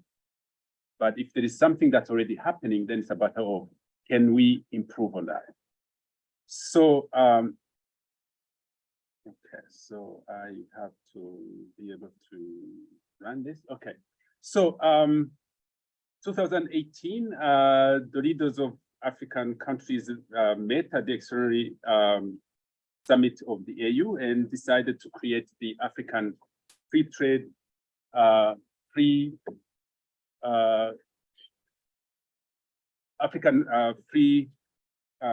Continental Free Trade Area. And then a year later, 22 countries ratified it. 11 countries ratified the program, the agreement to be enforced. So it's actually enforced now. And of course, in the meantime, more countries have ratified it. It's branded as the largest free trade area in the world in terms of population number of countries. These are facts.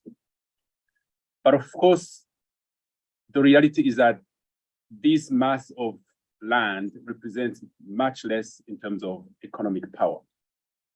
So you can see here, I try to show the size of the economies, about less than 3% of the size of the global economy. Trade is less than 2%. So what you see in terms of number of countries and size is an indication of potential, but also the fact that this continent is representing only 3% of global trade when it represents over 17% of the population means that's the potential. That's the potential that the continent could achieve if they could develop those domestic markets. The question then is Africa starting from scratch, or is there anything that it can build on? So that's why I want to go through a few side facts about trade and integration to give you a sense of where we are. First, some not so good news. I said I would start with the good news. No, I'm going to start with the not so good news. If you look at trade over time, Africa and the rest of the world, Africa now actually represents much less than it represented before independence. That's scary. It means that Africa in the global world has become more marginalized as a player in global trade than it used to be. It was trade with the rest of the world now is less than what it is 1/3 of what it was in 1948, so before independence. And you can see that it's Asia that has taken up the space. So when we think about strategies for development, it's about strategies for competing for the same space, for the same market, and running how Asia has done it. Another stylus fact I want to insist on, because it will be part of the discussion, is Africa's heavy dependence on primary commodities in its exports. You can see that the percentage virtually hasn't changed. It's over 70% of trade with the rest of the world is made of primary commodities, unprocessed. Most of it is unprocessed primary commodities. No movement visa in terms of manufacturing. That's a problem, and this came up with the discussion with Dr. Lopez, and we'll come back to it. In fact, the reports that you see on this issue indicate that things are getting worse, in the sense that some countries are becoming more dependent on primary commodities as they discover new commodities, oil, minerals. So they end up representing a larger share of their exports. And some countries are shifting from being agri-based to being mineral-based. Ghana used to be mostly agriculture, but now it's mineral. Senegal has discovered oil. Soon it's going to be, depending on its exports are going to be, oil is going to present a larger fraction of its exports. Uganda the same. So primary commodities and what they represent in the economy has to be part of the discussion about how to move to the next level. Another feature of African trade is that nobody has yet discovered the word buying local. Buying African is not African, in the sense that African countries buy from the rest of the world, and they also sell their goods to the rest of the world. The difficulty is what they sell and what they buy. You saw the previous picture which showed you over 70% is primary commodities. What they buy is not primary commodities, is finished products and intermediate products. Then you can understand the unequal nature of the trade. So Africa selling raw commodities for finished products with higher value, higher cost. So you need to earn more dollars from your primary commodities to buy the same amount, equivalent amount of products. What is called in the literature deterioration of terms of trade is a critical issue in Africa.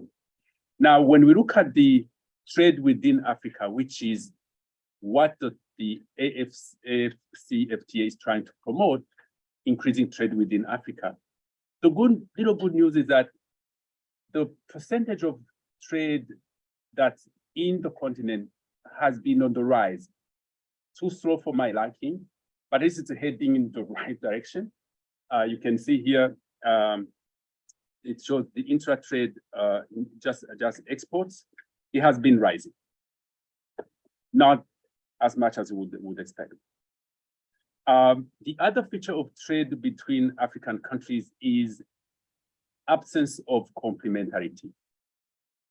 It's like I grow bananas, you grow bananas. Uganda they think they have the most tasty bananas, but most tasty bananas are in Burundi. Anyway, but they grow bananas, we grow bananas, we trade bananas, nothing comes out of it. Okay, so the problem is that African countries tend to be producing similar products, and it's not adding value to the trade relationships. So that's a big concern. But there is some good news, meaning that there is something to build on. One is that if we take trade between African countries, compare with trade with the rest of the world, and now look at the composition of trade, the figures show that, in fact, African countries are selling to the rest of the world. What African countries are selling to each other is more sophisticated than what they're selling to the rest of the world. Okay, so there is room for markets within Africa of manufactured products made in Africa. That's a very good news. It means that there is demand for African-made manufactured products. Here, if we went to services, it will be even more. Services like banking, telecom. I mean, you have South African telecom companies everywhere. You have Nigerian banks in Burundi. You have Togolese bank in Burundi. So, but those are poorly measured in international trade. But I presume that if we look at the service sector and the service trade, there is also huge room for intra-Africa trade. So I think this is good news. It means that Africans don't buy foreign manufactured goods because they hate African manufactured goods. They do like African manufactured goods. The issue is, how do you make more of that? How do you produce more manufactured goods? The other piece of good news is that, in fact, trade in Africa is underestimated because a big amount of cross-border trade is not captured in the official statistics. That's what is referred to as informal trade. These are people who don't go through to the custom services. They don't have a company registration. They are individuals that sell the goods on their head and their shoulders and on the bikes and the motorcycles. But in some countries, those represents a substantial amount. So here I give you an example of Uganda, and you can see that look at the blue line is informal exports. The amount in 2020-21, 519 million. That's not nothing. That's a large amount. And they represented over 16% of total trade. Mind you, even that is underestimated because it's hard to go through all the borders of the country and measure the trade that's going on. And for people who travel through Africa, you know, cross-border informal is huge. People cross all the time. And sometimes there are no customs offices to count that. Now, in the case of in SADC, Southern African Community in the South, informal trade is estimated to be about 30 to 40% of total trade. COMESA, if you take COMESA as a whole, which covers the southern, eastern, and even some part of North Africa, it goes all the way to 40%. The question is, how do you harness that potential? And you have to ask yourself, why do people go through informal channels as going through formal channels? That's where we talk about the soft side of trade facilitation. Maybe there are constraints they don't want to go through. Registration for your company, registration for your goods, and too much time in the queue. They just say, no, I'll take my bike in the evening and I'll go. If you could facilitate that trade, that would boost the volume of trade overall and boost demand for those goods in those countries. So there is something to build on. So what does the AFCFTA want to achieve? Basically, the key goals is to create a single market for goods and services in Africa, promote free movement of people and labor. That's very, very important. If you look at some regions in Africa, that already is happening, has already happened. If you are in East Africa and you are from East Africa, with your Ugandan passport, cross Burundi, no stamp, you move on. Go to Nairobi. And I keep asking, when you think about why do governments make immigration rules so complicated? Have you seen that all now the East Africans have flooded into Uganda or flooded into Kenya? No, they go, they do their business, they come back. Because I know tomorrow I'll do the same. So I think politicians need to get out of their I don't know, their silos and risk aversion vis-a-vis movement of people. Facilitating entry and exit within regions does not undermine the country's interest. In fact, it promotes the country's interest. In ECOWAS, you do the same, you can move around and so on. So imagine what the AFCFTA wants to do is having a Tunisian going to South Africa for doing their business without having to worry about visas and so on. A Togolese going to Tanzania without having to worry about visas and so on. That would be fantastic. Because then you have the complementarity of the potential of the country. The same for capital. Making it easier for a South African company to invest in Burundi, a Burundian company to invest in Tanzania. That's when you are able to harness the potential, investment potential in each country. And that will, if you accomplish all that, the idea is to get to a unified customs area where the rules are nearly the same. And moving trucks from one country to the other becomes much, much easier. And I'm going to flag something I'm going to talk about, which came up before. is the financial side. In addition to integration of trade, you want to integrate finance so that it's easy to settle payments. Okay. Now, businessmen can move from Uganda to Tanzania and sell their products, but they still have to do, is it a Ugandan shilling, is that a Tanzanian shilling? Imagine if it was a shilling. That would make it much, much easier. Just as if you go to a CFA zone country, you go to the next one, you don't have to worry about, oh, what's the exchange rate? No, it's the same currency. If you are in SADC and there's a SADC currency, moving from Lesotho to South Africa to Mozambique would be much, much easier. So trade of goods and services, integration of finance, currency unions, those have to go hand in hand. So the specific objectives are to diversify exports. That's to me a very fundamental objective, because if you want to build complementarity, you want people to produce different things. You can't have everybody producing bananas. Okay? We don't have enough stomach to eat bananas. Increase private investment, again, by facilitating trade, facilitating movement of goods and services, you encourage entrepreneurships and investment follows. Increase employment. I'm going to emphasize this. If you ask me to name the number one fundamental problem that African economies are facing today, it's not primary commodity dependence. No, it's not terms of trade deterioration.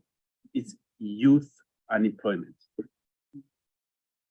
I'm sure all the Africans who are here, you are supporting 3-6 graduates who don't have jobs. Yes. And every year it goes up. And they're asking themselves, what's the prospect? That would be my last point in my presentation. I'll come back to that one. So trade integration can facilitate the creation of jobs, because then the skills are going to be complementary. Togolese can go work in Nigeria, create a company in Nigeria, come back, and all kinds of things, okay? And then all this will help increase socio-economic growth acceleration, sustain it, because one of the things that African countries have been able to achieve individually is high growth once in a while. I think most countries have achieved 8% growth once in a while. But how many countries have achieved 5%, 15 years in a row? Very few. So growth stability is one of the key objectives of this initiative. So when you look at the existing estimates for projected growth, impact, they are quite substantial, and it gives you hope that if you can even achieve half of that, that would be a major gain. So output is expected to increase because of the demand. You expand the market, you can produce more. Incomes are going to increase because of opportunities for selling goods and services, 7%.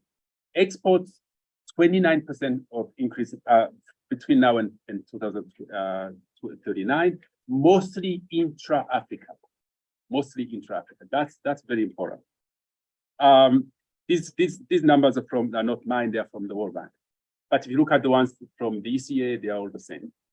An interesting feature of the effects is that one of the concerns from governments about trade integration is loss of revenue. Most of the time when you talk about the Minister of Trade said it's integrate, the Minister of Finance, no, I'm going to lose my customs revenue.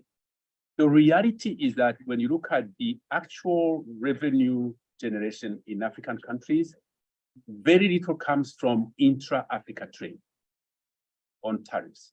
It's mostly from global trade. So if they liberalize, there is not much being lost in terms of revenue from tariffs on African goods. But also the other thing is that when you reduce tariffs and you grow the volume of trade, the revenue actually may increase. So that's something that's very, very important. Poverty is likely to decrease because of the creation of jobs, increase the incomes. The farmers are going to be able to sell their products at better prices, and that creates income. and employment is going to be created. And it's important that here the analysis single out the fact that the opportunities are going to be even better for unskilled labor. Because if you look at unemployment in Africa, the big chunk of it is unskilled labor. So it's good that these opportunities are going to be open for unskilled labor, even as we have more opportunities for trained, educated young Africans. I was in Cameroon last 2 weeks ago, and I was talking to a statistician, government statistician. And so I was asking, what's unemployment here in the country? He says, nah, not much, 5%. I said, wow, that's cool. I say, then I was driving on the road. I say, are you counting these people who have things on the head? They're selling one socks and one belt and one hat. He said, yep, we're counting them. He says, as long as you leave your house aiming to earn money, you are employed. You are employed. So the problem is not employed, it's how employed you are. So the bigger problem is the underemployment. Then I asked how many graduates do get jobs in the formal sector? She says at most 30%. So 30% of college graduates get jobs. I said, where do the other ones go? He said, didn't you turn around and look at the street? They are the ones who are selling on bikes and mobile money units. Yeah, these are college graduates. It makes me wonder, what is going to happen if Africa cannot find productive opportunities, gainful opportunities for those youth? I don't want to sound alarmist. I was in Tunisia when the Arab Spring happened. And one of the key drivers was youth unemployment, the unemployment of educated young people, frustrated, who give up, they have no hope. I think African governments need to pay attention to this very seriously. If CFTA can help this, we should all line up behind it. The other feature that appears in the analysis is when you look at the potential gains. Here it shows you the gains in income from alleviating constraints along the lines of tariffs, reducing tariffs, reducing non-tariff barriers, and others. What appears is that you do not gain much by reducing tariffs alone. Most of the gains come from alleviating non-tariff trade barriers. Infrastructure costs. This morning I was discussing with the Dean about the issue of costs in infrastructure in Africa. If you are in a country in West Africa and you want to go to a country in Central Africa, don't be surprised if your plane takes you to Paris first and you come back to Central Africa. Don't be surprised. Now imagine if you are a business person. That's amazing amount of cost that you have to incur. So infrastructure is a big head in promoting trade. But here, the other thing is that because tariffs is not really what's going to drive gains, I'm hoping that's going to make Ministers of Finance comfortable, more calm, and not oppose this, because they are not really losing much. Even if we left it the way it is and we improved roads and railway and air transport and telecommunication, we can do a lot in promoting trade. Yeah, this is the point about Africa not losing much in terms of reducing tariffs in Africa. Most of the tariff revenue is from international trade. The estimates on wage growth are very, very encouraging, that wages are going to increase both for unskilled labor and women. And here we're not even including informal trade. So how to make it happen? All those outcomes are quite interesting, but how do you make it happen? One, you asked me to say whether Africa is going to be transformed by the agreement. The question is, what do we mean by transforming Africa? Meaning the African economy being different. My question is the AfCFTA going to promote diversification and transformation? Because that, remember from the Tyler's facts, that has not happened. So is it going to help promote production of new products? Is it going to lock African countries in? Dr. Lopez was talking about comparative advantage and so on. People have been telling Africa that you have lots of minerals, you have a lot of oil, that's where you specialize. Produce the oil, giving it to us, we'll know what to do with it. And then we'll have you buying our cell phones. That will not help. So the only way Africa can benefit from the agreement is if it changes its development strategy vis-a-vis how it uses natural resources. You need a number of things, which I'm going to repeat. One, own your own resources. It's a deliberate repetition. Own your own resources. If you walk around African countries, fly around African countries, and count how many extractive companies are Africans. In oil, gold, copper, very few. So this is what happened.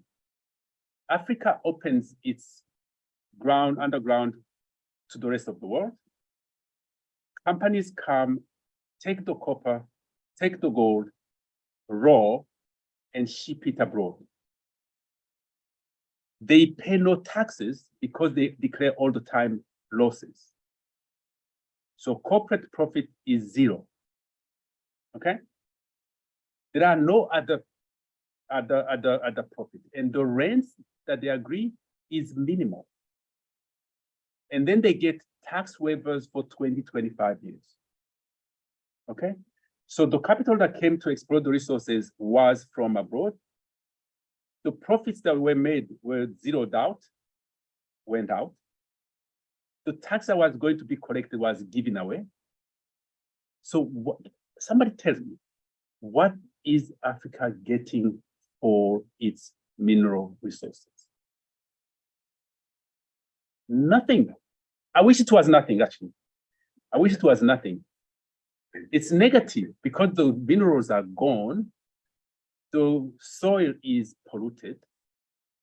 The water is polluted. If you look at the areas, I'll take the questions. If you look at areas where they have like gold mining and so on, regulation is very, very lax.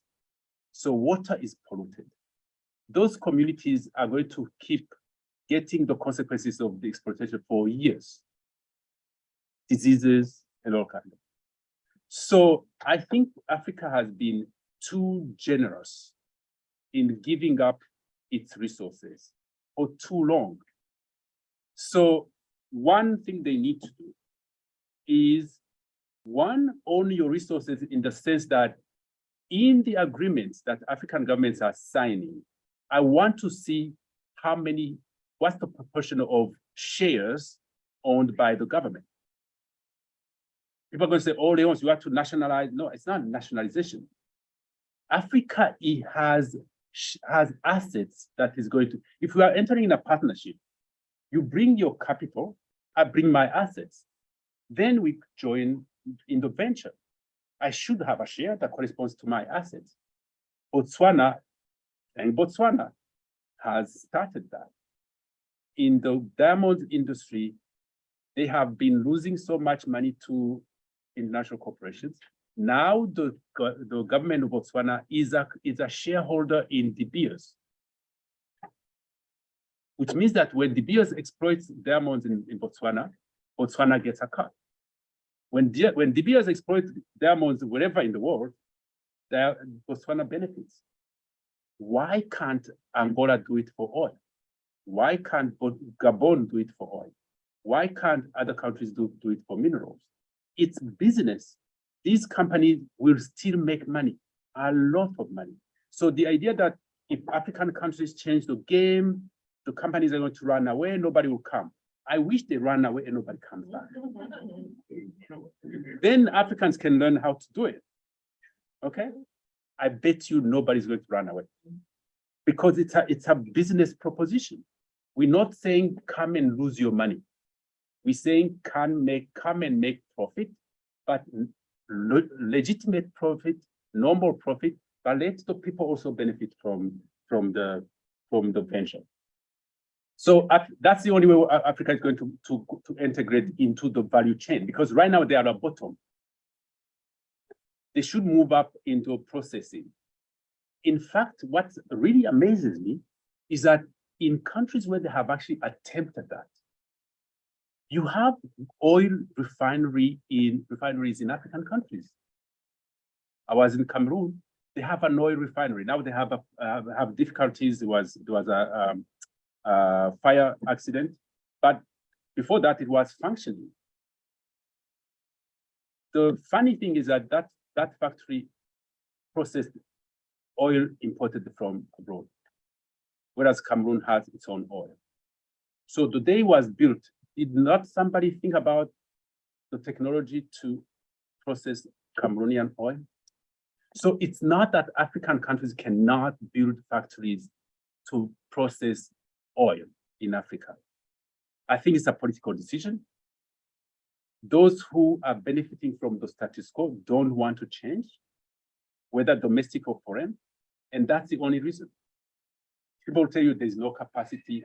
What science can Africans not learn? If you look at ExxonMobil in all countries, you find Nigerians, Africans, Senegalese, who are technicians, who are engineers. We can train Africans to run those factories. So penetrate the global value chain, that will diversify the economy, that will create higher growth and also sustain the growth. If you can answer all those questions with yes, then Africa free trade area is going to be beneficial. So what would it take? One, handle non-trade barriers, non-tariff trade barriers, infrastructure, especially energy, roads. Because when I talk about transformation, it's about African countries exporting mango juice as opposed to exporting mangoes. It's as simple as that. But you can't do mango juice if you don't have electricity. It's impossible, okay? You can't produce sufficient mango juice unless you can link the producers to the market, the roads. But then you have to talk about aspect of infrastructure, facilitating trade between the countries. This is a picture that shows you what is called productive capacities, which it combines infrastructure, energy, but also governance, the quality of administration. And you can see that African countries are at the lowest end. That's where the effort should be. Second, mobilizing resources. In development policy, we say a policy means nothing if it is not funded. So where are you going to get the money from? I'm going to show you this picture first. Many times when in development discourse, people talk about Africa mobilizing financing for development, what do they think about first? Official development aid and borrowing. First of all, to me, yes, I'm a UN person, so I can't say aid is not good. Aid is good when it is well utilized, okay? But the problem for Africa is that the capacity to borrow is actually fully maximized. Many countries are facing severe debt distress risk. So there is no room for borrowing more. Okay. And if you want to think about private financial flows coming from abroad, look at on the right, Africa is nowhere. Dr. Lopez was saying that it's a wrong question to say, should Africa deal with China or the rest of the world and so on? Let me tell you, anybody who wants to invest in Africa, there is space for everybody. It's not that one has to displace the other. France doesn't have to displace China. Both China and France can invest in Africa. There is space. But for the CFTA to succeed, Africa needs to mobilize its own resources, okay? So domestic resource mobilization is key. And here I'm talking about government revenue and non-government revenue. Government revenue, tax and non-tax. Non-government revenue is banks and financial systems generally. We need to develop the capacity of financial markets in Africa. They are too small, they are too national. We need to go bigger into regional financial markets, okay? And banks need to be pushed and incentivized to lend more, because right now they're not lending much. How am I doing on time? We good? Okay. So mobilize resources. On tax, I keep saying that African countries are punching below their weight, their belt, and it is true. Let me ask everybody to guess. Nigerian tax to GDP ratio is less than 8% or above 15%? Guess, less than 8%. Anyone? Less than 8%. It seems too low. Okay, above 15%. 7%. Oh. It's catastrophic. Now, Ghana, I think 13%. Many countries are in between 10 and 15%. It's not enough. Why? I told you, the areas where they can generate taxes, they are giving it away to corporations. But also domestically, there are assets which are not being taxed. Every time I say this in Africa, people tell me, Leons, go back to America. We don't want you here. I tell them that in my town of Amherst, the biggest source of tax is real estate. Is the land and the houses and the buildings. Mm-hmm. In most African countries, there's very little tax collected from real estate. Very little. Because owner-occupied houses are not taxed. In Burundi, they just introduced land tax, so on the plot, you pay tax, but not on the value of the land, of the house. If you look at the urbanization in Africa, it's booming. That's money that's not being collected. The reason why, first of all, they don't even think about it. The second is that the system is not prepared to actually collect the revenue because of the registration. Many houses are not registered. Even if you want to tax them, you will not find them. Okay. But when countries do make effort to improve the system for collecting taxes, the impact is immense. In Rwanda, for example, I know that the urban registry of real estate has been actually digitized, and it's easy now to levy taxes on real estate. Digitization is the way to go. But again, when I go to Africa, when I still say, you want the government to come and tax me on my house? I said, why not? You build a house in the country. Why do they tax you on your income, on your labor income? Why? They should also tax you on your wealth. The other is when you people jump, of course, obviously on the issue of efficiency of the tax system, leakages, corruption, and so of course we have to fix those.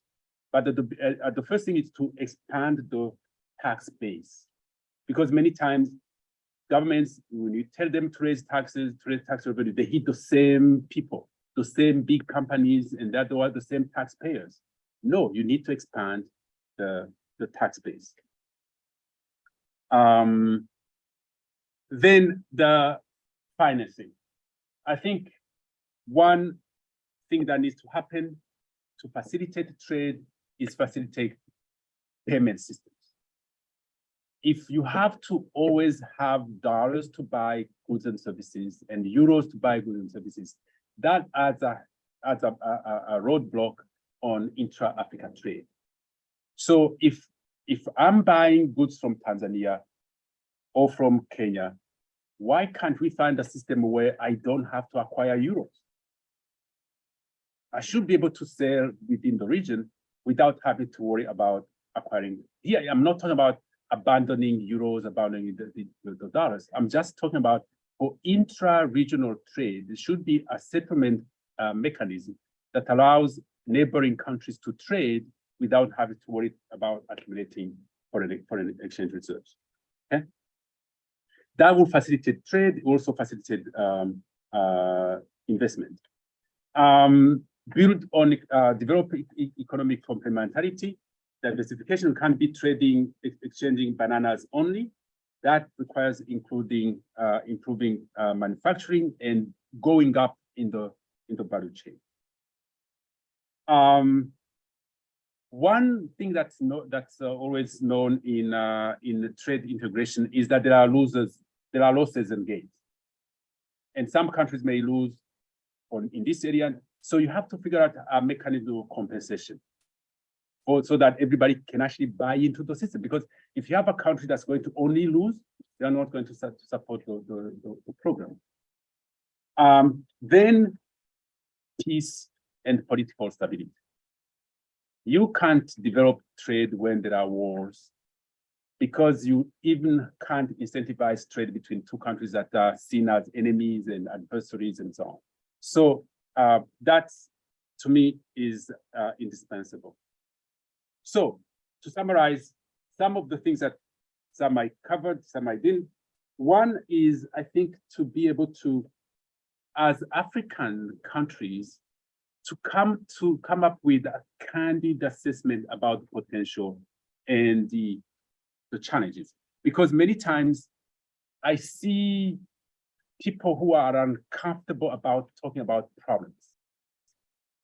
And that's why many times when I'm presenting in Africa, they always go back, we don't want to.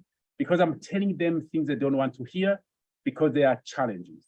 But unless, in Burundi, we say that unless you acknowledge a disease, you can't cure it, can't heal it. So it has to have a candid assessment of the challenges. Stop blaming everybody else. It's not colonialism all the time. We have to take responsibilities for the things we are going to do. There is a political side to it, a big political side to it. There has to be commitment to coordinate the reforms, because for trade integration to happen, everybody has to reform. You can't have Togo implementing reform and the neighbor doesn't implement reform. You have to have everybody, then collaborate and compromise, because again, we may gain in the short term, but the idea is to look at the long term. Everybody is likely to benefit. Graduating from commodity dependence. Here, I'm going to repeat co-ownership. If any government in Africa is listening to me, the next development agreement you sign with a mineral company, oil company, timber company, ask yourself, how much shares do you have in the company? If that's zero, don't sign. Don't sign, okay? Then win-win agreements means the government needs to benefit from tax revenue, rents, but also from shares. And the company, of course, has to benefit. Otherwise, nobody's going to invest. Domestic value addition, please process your own mineral resources domestically, at least partially, instead of sending unwashed gold outside. Banking on the youth.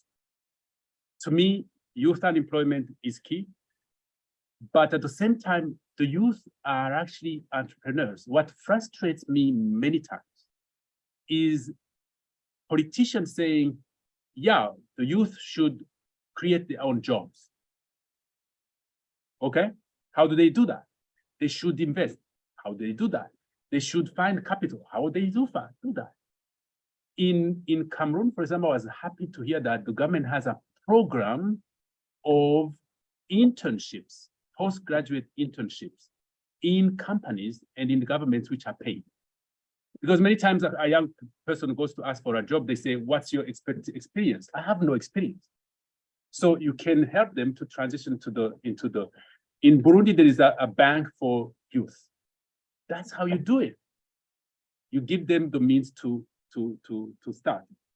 And then peace to you all, political stability. If that's achieved, we have infinite potential.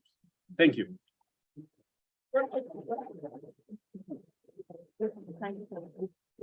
Oh, okay, that's good. Let me take my. Can you stop sharing the screen? So that we- Yes, let's.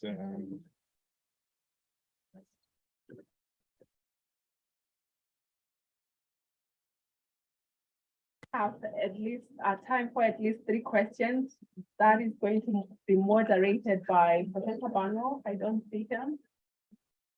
The moderator of Q&A. Oh, yeah, please introduce yourself. Is it working? No. Yeah. Okay, we just shout it out. Yes. No, you can't shout it out because we have to capture you on the screen.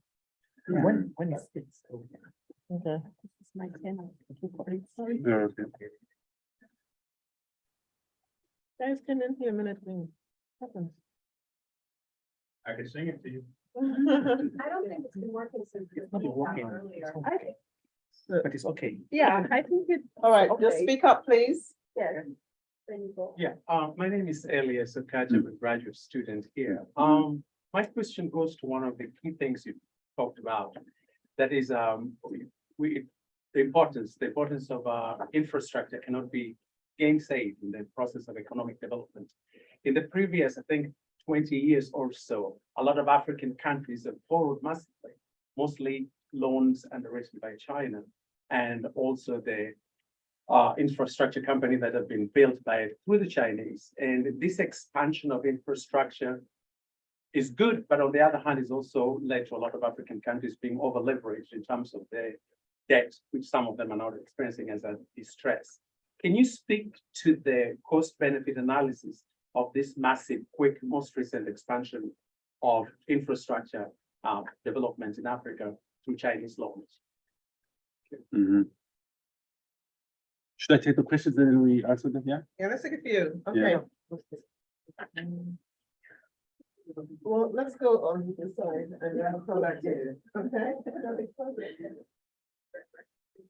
Thank you. That's a lot to me. Well, speak up. Sorry, that's not working. Is that working? I'll hear you. Yeah. Yeah, just for the audience, the online audience to hear. you Yeah, as well. yeah. Okay, I'll speak up. I don't, Your name? Patricia. Patricia. Also a graduate student here. Okay. I don't agree with the points on taxation.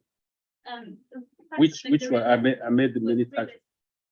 Oh, taxing real estate. Okay. Yeah, and I think that is mainly because of how land ownership and housing is done in Africa or in most African countries, that if it is an extended family and then they're owning the property, they're not making any income from the property they're owning. I don't know. Urban. I was talking about urban real estate. Okay. Urban, not in the village. Okay. Yeah. All right. Yeah. And then my other question has to do with all African countries are not the same. So there's definitely a power dynamic. So I'm wondering which African countries are more like positioned to take advantage of or the policy, and which countries are like suffering or most likely to suffer, and how can that be mitigated? Yeah, yeah.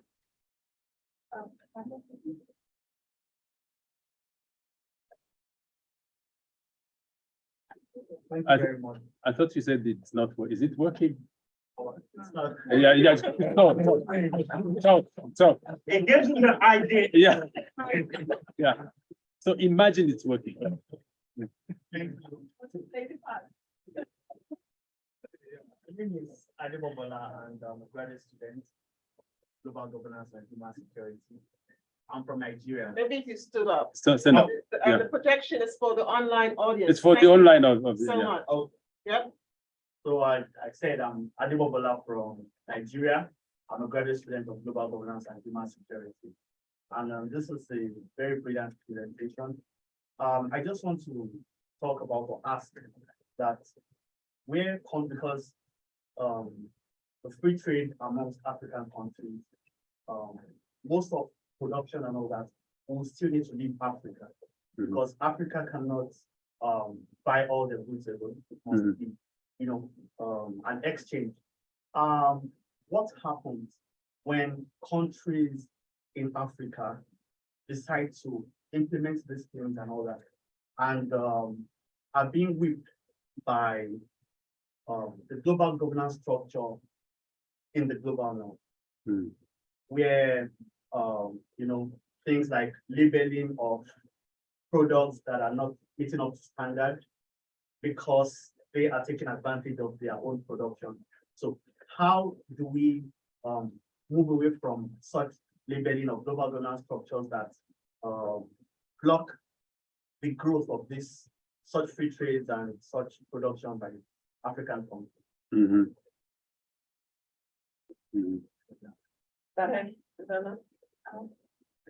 Thank you very much. That was a really interesting presentation, sir. Thanks. My name is Adana from second year public policy doctoral student.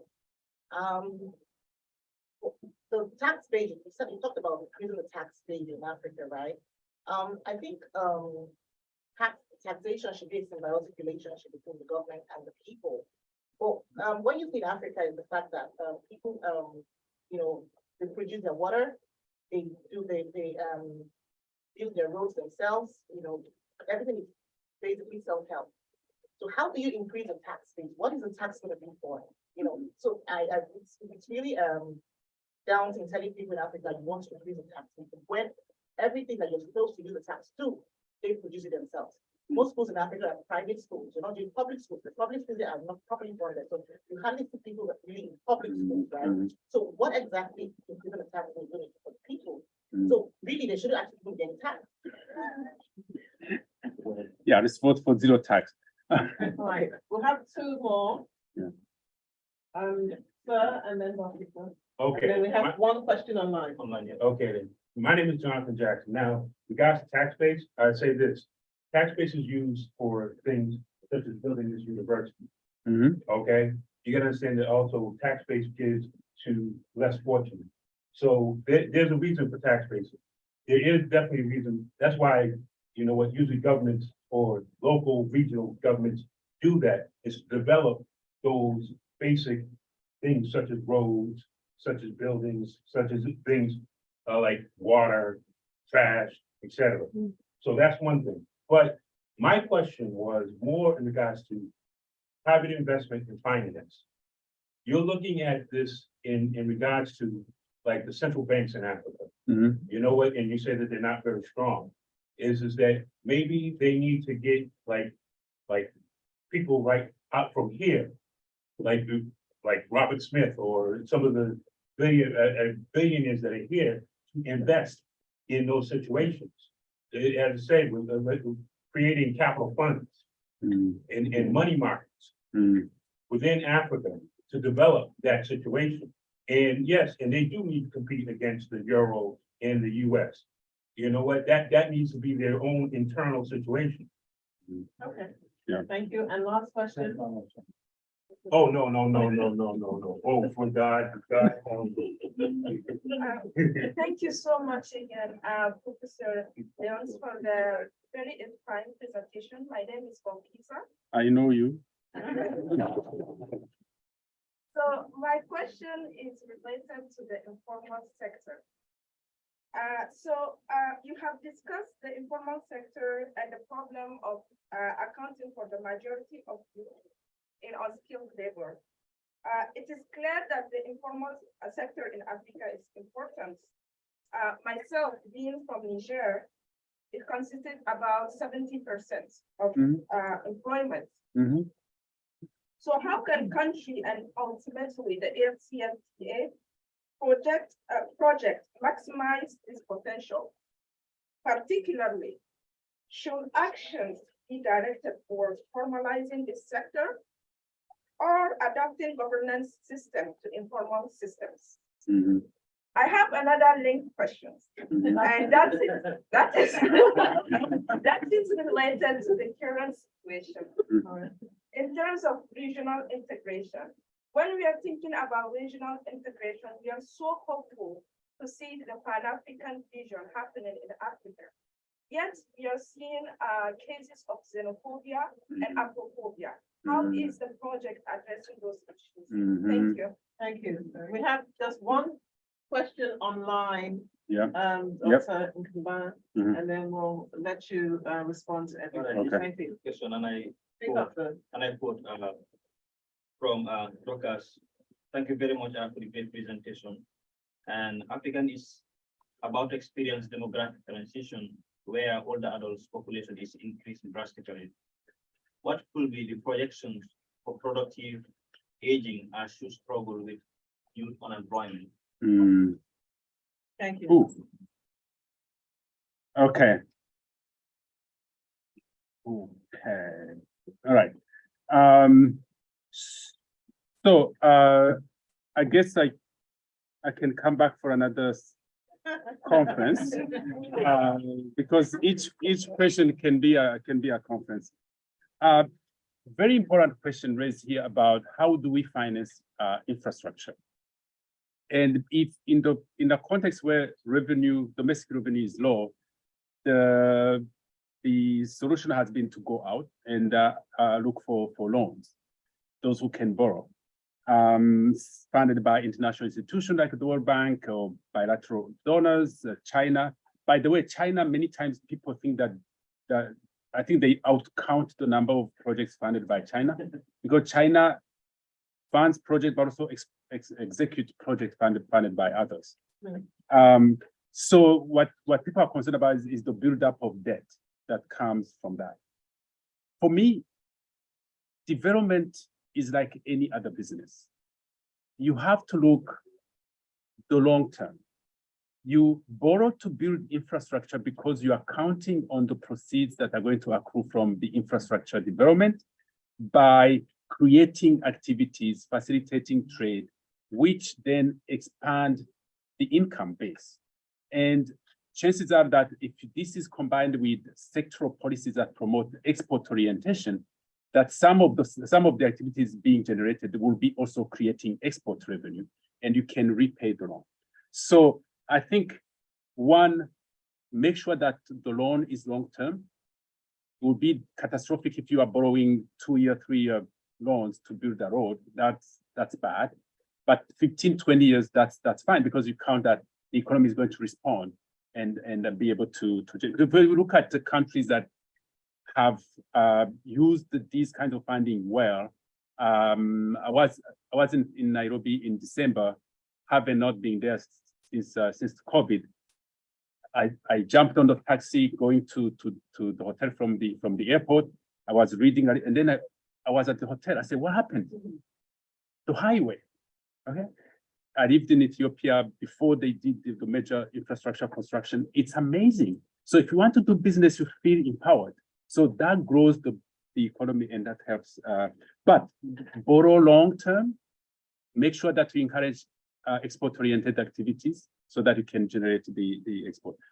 Basically, you have to use the loans very well. Patricia, we settled the issue of taxation. I'm not going to come after grandmama over in the okay. Yes, so that the one of the points I mentioned is that there has to be some mechanism for compensation, because many times when you do integration in countries that are heterogeneous,